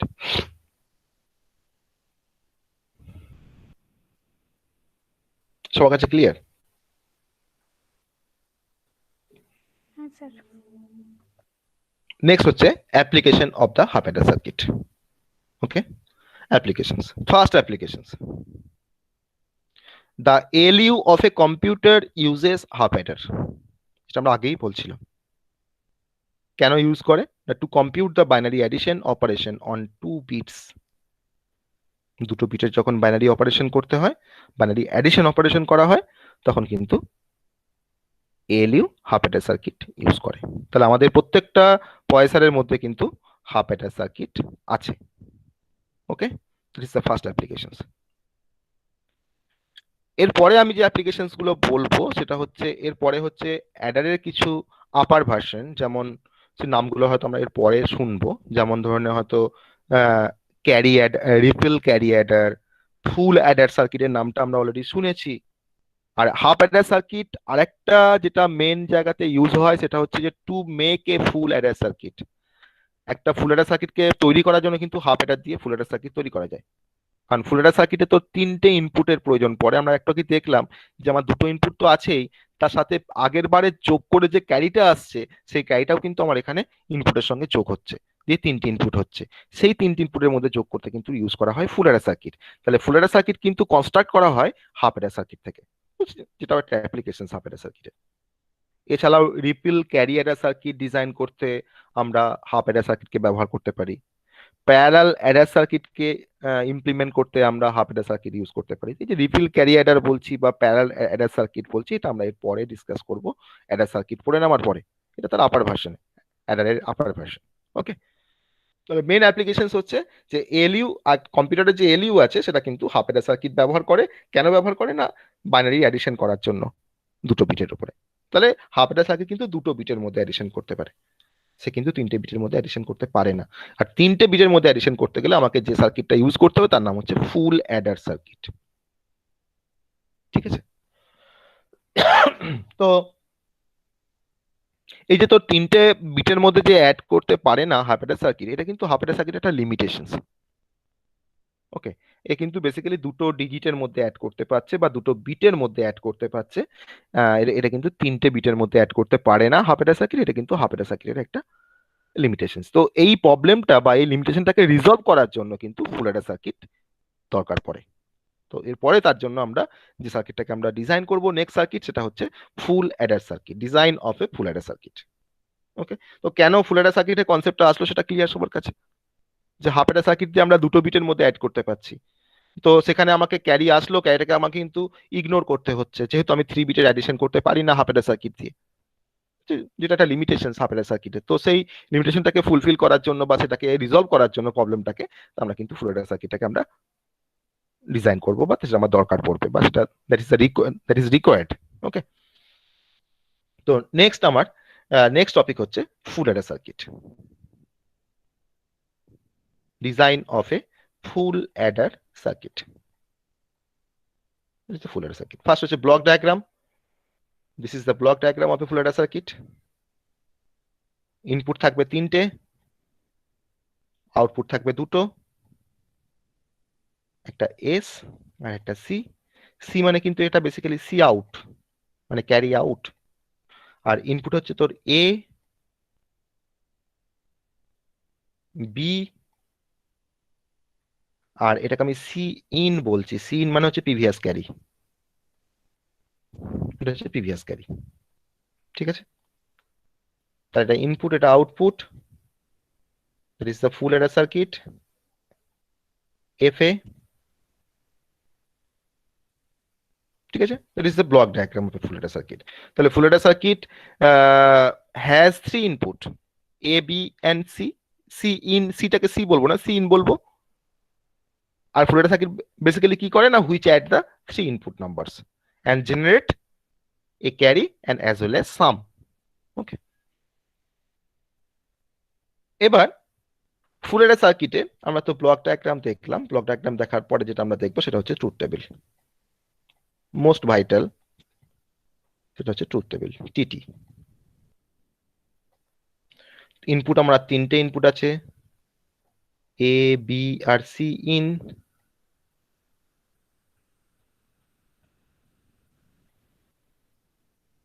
আউটপুট দুটো, একটা এস, একটা সি আউট। সি আউট মানে কিন্তু ক্যারি আউট, আর সি ইন মানে হচ্ছে carry in.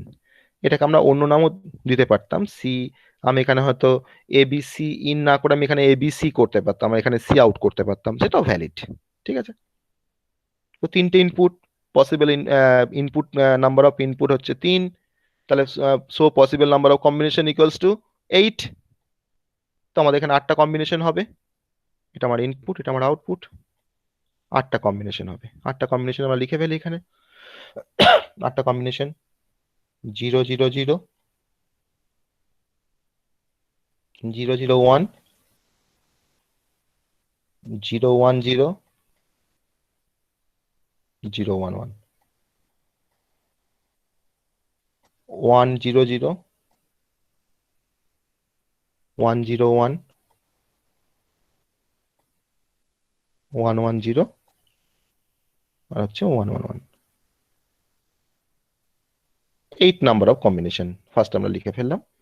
Input combination, this are the possible input combination of a full adder circuit. আমাকে যেটা লিখতে হবে, আমাকে যেটা অ্যাকচুয়ালি বের করতে হবে সেটা হচ্ছে সাম আর ক্যারি। আমার সাম আর ক্যারি আমরা এখানে ডিফারেন্ট ডিফারেন্ট ভ্যালু পাবো।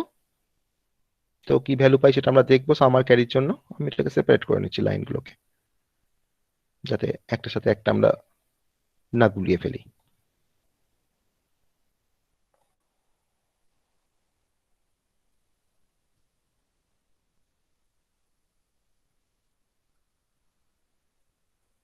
ওকে, চো দেখি আমরা যোগ করি। 0 0 0, তিনটে জিরোকে যোগ করলে সাম হয় 0, ক্যারিও হয় 0। 0 0 1, সাম হয় 1, ক্যারি 0। 0 1 0 সেম, সাম 1, ক্যারি 0। জাস্ট সিম্পলি যোগ করছি, বাইনারি অ্যাডিশন করছি। 0 1 1, তাহলে 1 প্লাস 1, 1 প্লাস 1 করলে সাম হয় 0, ক্যারি হয় 1। 1 ডবল 0, সাম 1, ক্যারি 0। যেখানে বুঝতে পারবি না আমাকে বলবি। 1 0 1, তার মানে দুটো 1, দুটো 1 যোগ করলে সাম হয় 0, ক্যারি হয় 1। 1 1 0 সিমিলার, সাম 0, ক্যারি 1। এবার তিনটে 1 এর যোগ, 1 প্লাস 1 প্লাস 1। 1 প্লাস 1 করলে কি হয়, যোগফলটা কি হয়, 1 প্লাস 1 করলে যোগফলটা হয় 0, আর ক্যারি থাকে 1। তার ক্যারি তো 1 পেয়েছি। এই 0 সামের সাথে আবার তো প্লাস 1 করে এই 1টা যোগ হবে, তাই না? তাহলে 0 প্লাস 1 করে তার মানে সামটা আলটিমেট কি হয়ে গেল, সামটা হয়ে গেল 1, আর ক্যারি তো আমার 1 আছেই। তো দ্যাটস ওয়াই সামও 1, ক্যারিও 1। তাহলে তিনটে 1 এর যোগ করলে সামও 1, ক্যারিও 1। সেটা আমরা যোগ করার সময় দেখেছি যখন আমরা বাইনারি অ্যাডিশন করেছিলাম।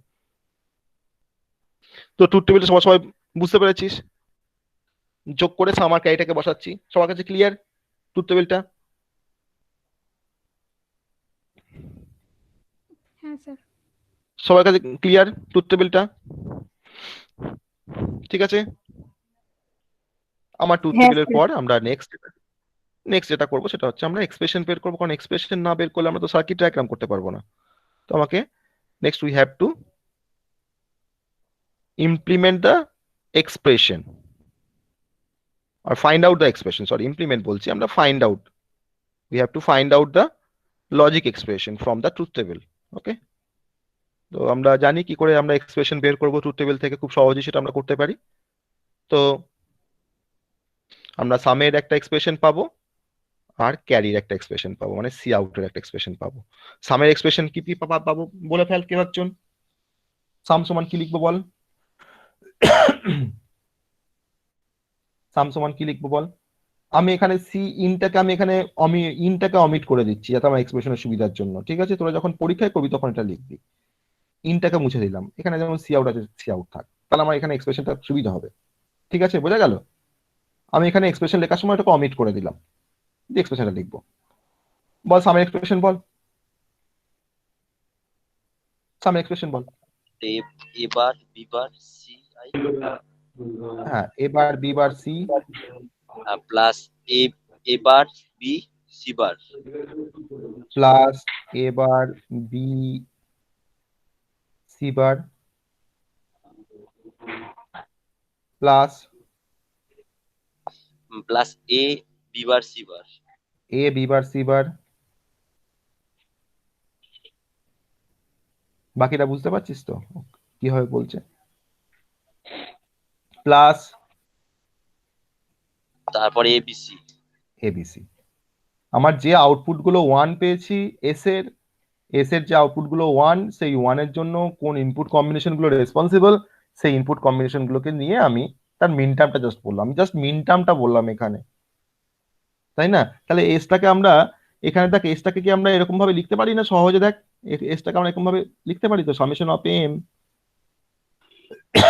ব্র্যাকেটের মধ্যে আমি যদি ইন্ডেক্সিং করি, ইন্ডেক্সিং করলে আমার এটা 0 দ্বারা 0 হয় 1 2 3 4 5 6 7, আমার কোনগুলো 1 হয়েছে দেখ 1 2 4 7।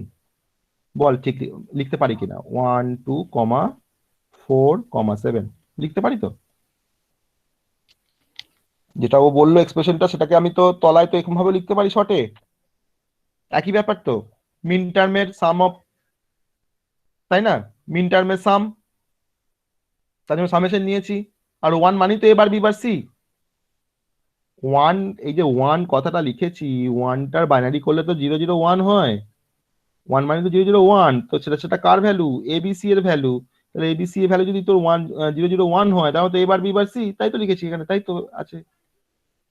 ঠিক আছে, যাই হোক, এটা লেখা যায়, এটা লেখাও তাই, দুটো কিন্তু একই মিনিং বিয়ার করছে। এবার আমরা ক্যারির এক্সপ্রেশন লিখবো।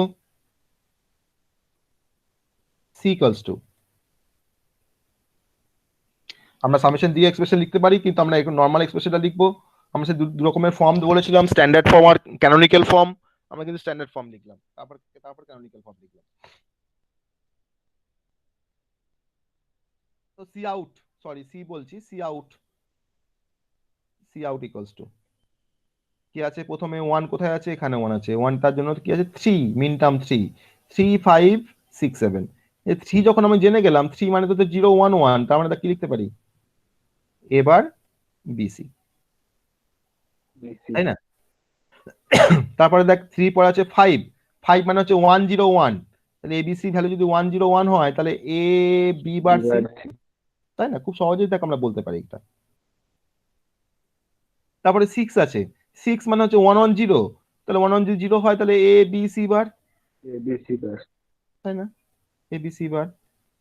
আর লাস্টে আছে আমাদের 1 1 1, তাহলে 1 1 1 মানে হচ্ছে এবিসি। এবিসি। দুটো এক্সপ্রেশন পেয়ে গেলাম। এই দুটো এক্সপ্রেশন দিয়ে আমি সার্কিট ডায়াগ্রাম করতে পারবো খুব সহজেই, এস এর সার্কিট ডায়াগ্রাম করতে পারবো, সি এরও করতে পারবো। কিন্তু সেটা করলে আমার সার্কিটটা অনেকটা বড় হয়ে যাবে, কমপ্লেক্স হয়ে যাবে, নাম্বার অফ গেটের রিকোয়ারমেন্ট অনেক বেড়ে যাবে, আমার সার্কিটটার কস্টিং পড়ে যাবে, কমপ্লেক্সিটি বেড়ে যাবে। তা না করে আমরা কিন্তু শিখেছি কি করে মিনিমাইজ করতে হয়, how to minimize the logic expression. দুটো প্রসেস আছে মিনিমাইজেশনের জন্য, এটা হচ্ছে by simply using the De Morgan theorem, আর হচ্ছে বুলিয়ান অ্যালজেব্রা দিয়ে আমরা সিম্পলিফিকেশন করে এসেছি। আর আমরা সিম্পলিফিকেশন আরেকটা শিখে আসলাম, আজকে শেষ করলাম সেই টপিকটা, সেটা হচ্ছে কে ম্যাপ। কে ম্যাপ দিয়ে আমরা সিম্পলিফিকেশন করতে পারি। তো আমরা যদি আমরা চাই আমরা আমরা প্রথমে বুলিয়ান অ্যালজেব্রা দিয়ে ট্রাই করব, যদি সিম্পলিফাই না হয় তখন কে ম্যাপ ইউজ করব। আমরা তো মিন টার্মের ফর্ম পেয়ে গেছি, আমরা তো কে ম্যাপ করতেই পারি এখান থেকে, 3 ভেরিয়েবল কে ম্যাপ হবে এখানে, কারণ 3টে ভেরিয়েবল আছে এবিসি। তো কে ম্যাপ দিয়ে আমরা এটাকে মিনিমাইজ করতে পারি, বা আমরা সিম্পলি আমরা বুলিয়ান অ্যালজেব্রা দিয়ে এটাকে সিম্পলিফাই করতে পারি বা মিনিমাইজ করতে পারি এক্সপ্রেশনটাকে, যাতে আমাকে number of variable, number of gates যাতে কমে যায়। তো আমার এখন কাজ হচ্ছে যে আমাকে এস আর সি থেকে আমাকে মিনিমাইজড এক্সপ্রেশন বের করা। ঠিক আছে, তো আমাকে মিনিমাইজ এক্সপ্রেশনটা এস আর সি থেকে আমাকে বের করতে হবে। কি করে বের করবো চল দেখি আমরা কি করে বের করবো। এস ইকুয়ালস টু তোমার লিখেছি এখানে, এটাকে আমি তার পরের টার্মটাকে মুছে দিই, এই ক্যানোনিক্যাল ফর্মটা মুছে দিলাম। এবার আমরা এখান থেকে এক্সপ্রেশনটা বের করবো, এটাকে মিনিমাইজ করবো। ইকুয়ালস টু, বল কি কমন যাবে, বল কি কমন নিতে পারি। এবার কমন নি, এখান থেকে এবার কমন নি, তাহলে কে পড়ে থাকলো, B bar C plus BC bar, তাই তো। আর এখান থেকে কমন নি এ, দুটো করে ভেরিয়েবল তো কমন যাচ্ছে না কোথাও, তার জন্য আমরা একটা করে ভেরিয়েবল কমন নিতে গেলাম, B bar C bar plus BC.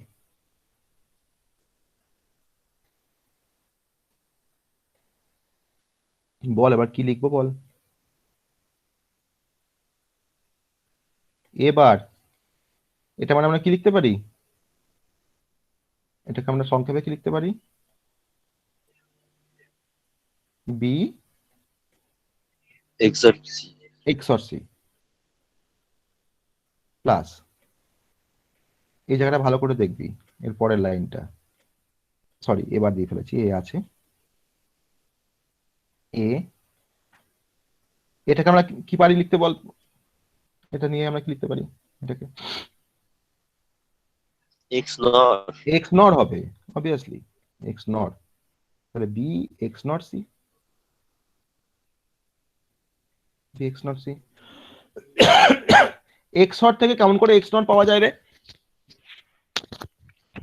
X or থেকে কেমন করে এক্স নট পাওয়া যায়,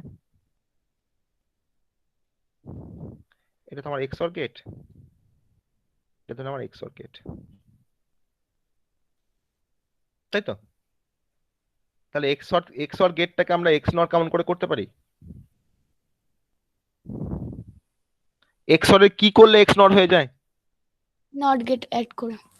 গেট অ্যাড করতে হবে। নট গেট অ্যাড করতে হবে, মানে বার করলে, তাই তো।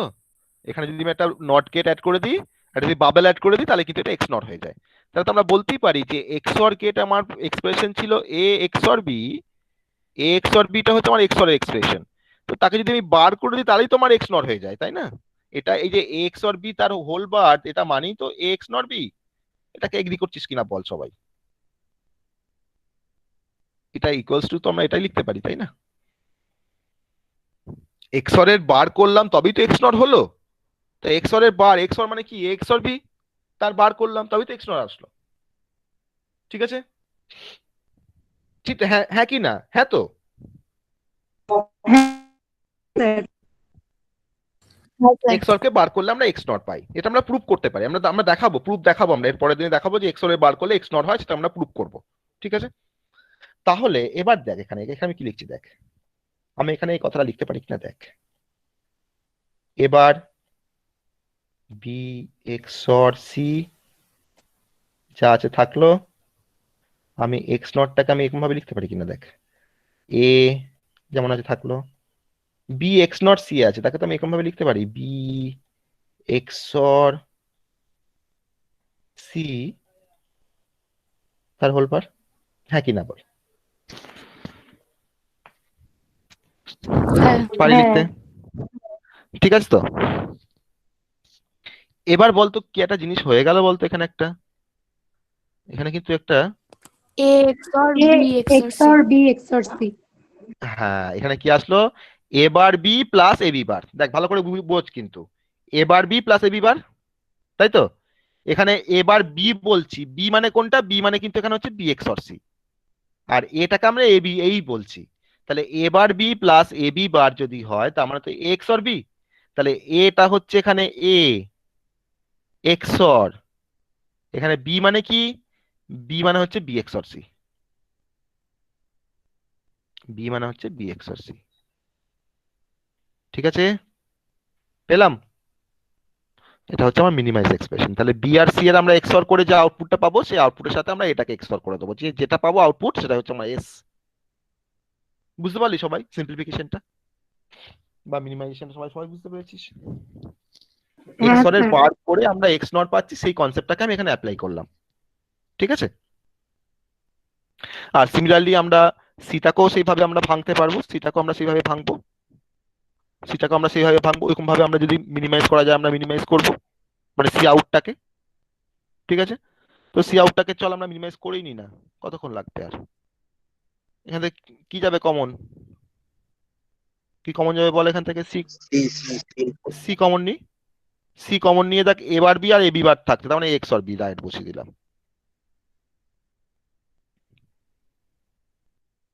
ঠিক আছে, আর এখান থেকে বল কি কমন যাবে? এ বি কমন যাবে, দেখ এ বি এর এ বি কমন যাবে, তাহলে এ বি কমন নিলাম। এ বি কমন নিয়ে কি পড়ে থাকে? C plus C bar, C plus C bar মানে তো ওয়ান, তাই না? সি প্লাস সি বার মানে তো ওয়ান, তাহলে ওয়ানের সাথে এবি এবি মাল্টিপ্লাই করলে তো এবি আসবে, তো আমি আর কিছু লিখছি না পাশে, মানে এবি। আচ্ছা, এটা হয়ে গেল। আর তুমি হবে না মিনিমাইজ। এবার এই এস ইকুয়ালস টু যে এক্সপ্রেশন পেলাম, আর এদিকে সি ইজ ইকুয়াল টু যে expression, C out is equal to যে এক্সপ্রেশন পেলাম, সেটা দিয়ে নিশ্চয়ই আমরা সার্কিটটাকে ড্র করতে পারবো। তো that is the circuit diagram. ঠিক আছে, ক্লিয়ার? এবার এস আর সি এর এক্সপ্রেশনটাকে নিয়ে আমরা সার্কিটটাকে ড্র করে দেবো, তাহলে আমার সার্কিট ডায়াগ্রাম হয়ে যাবে। তাহলে আমরা design of a full adder circuit করতে পারলাম। ঠিক আছে, বুঝতে পারলি সবাই? হ্যাঁ স্যার।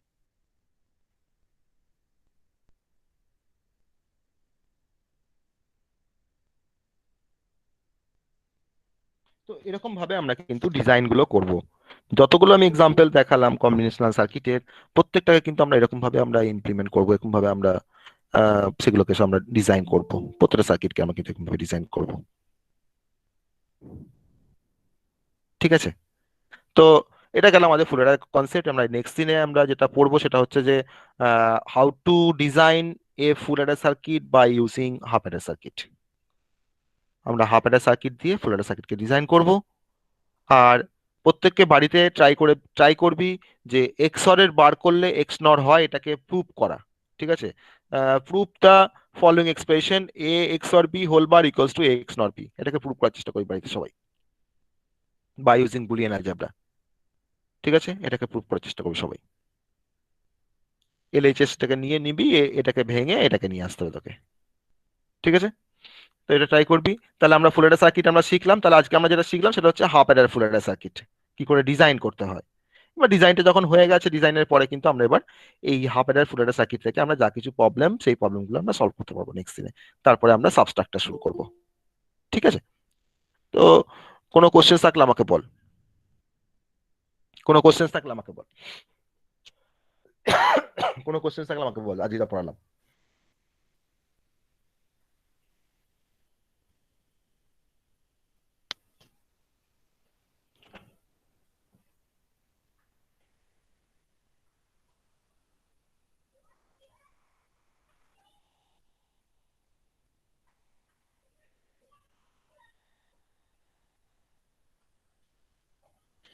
কোনো কোশ্চেন আছে?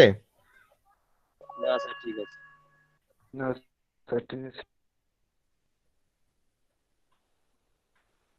আমাকে অ্যাটেন্ডেন্সটা পাঠিয়ে দিস শুভদীপ, শুভজিৎ।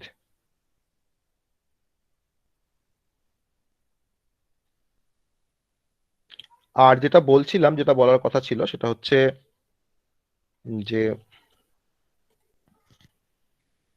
আমরা স্টপ চেকিং করলাম।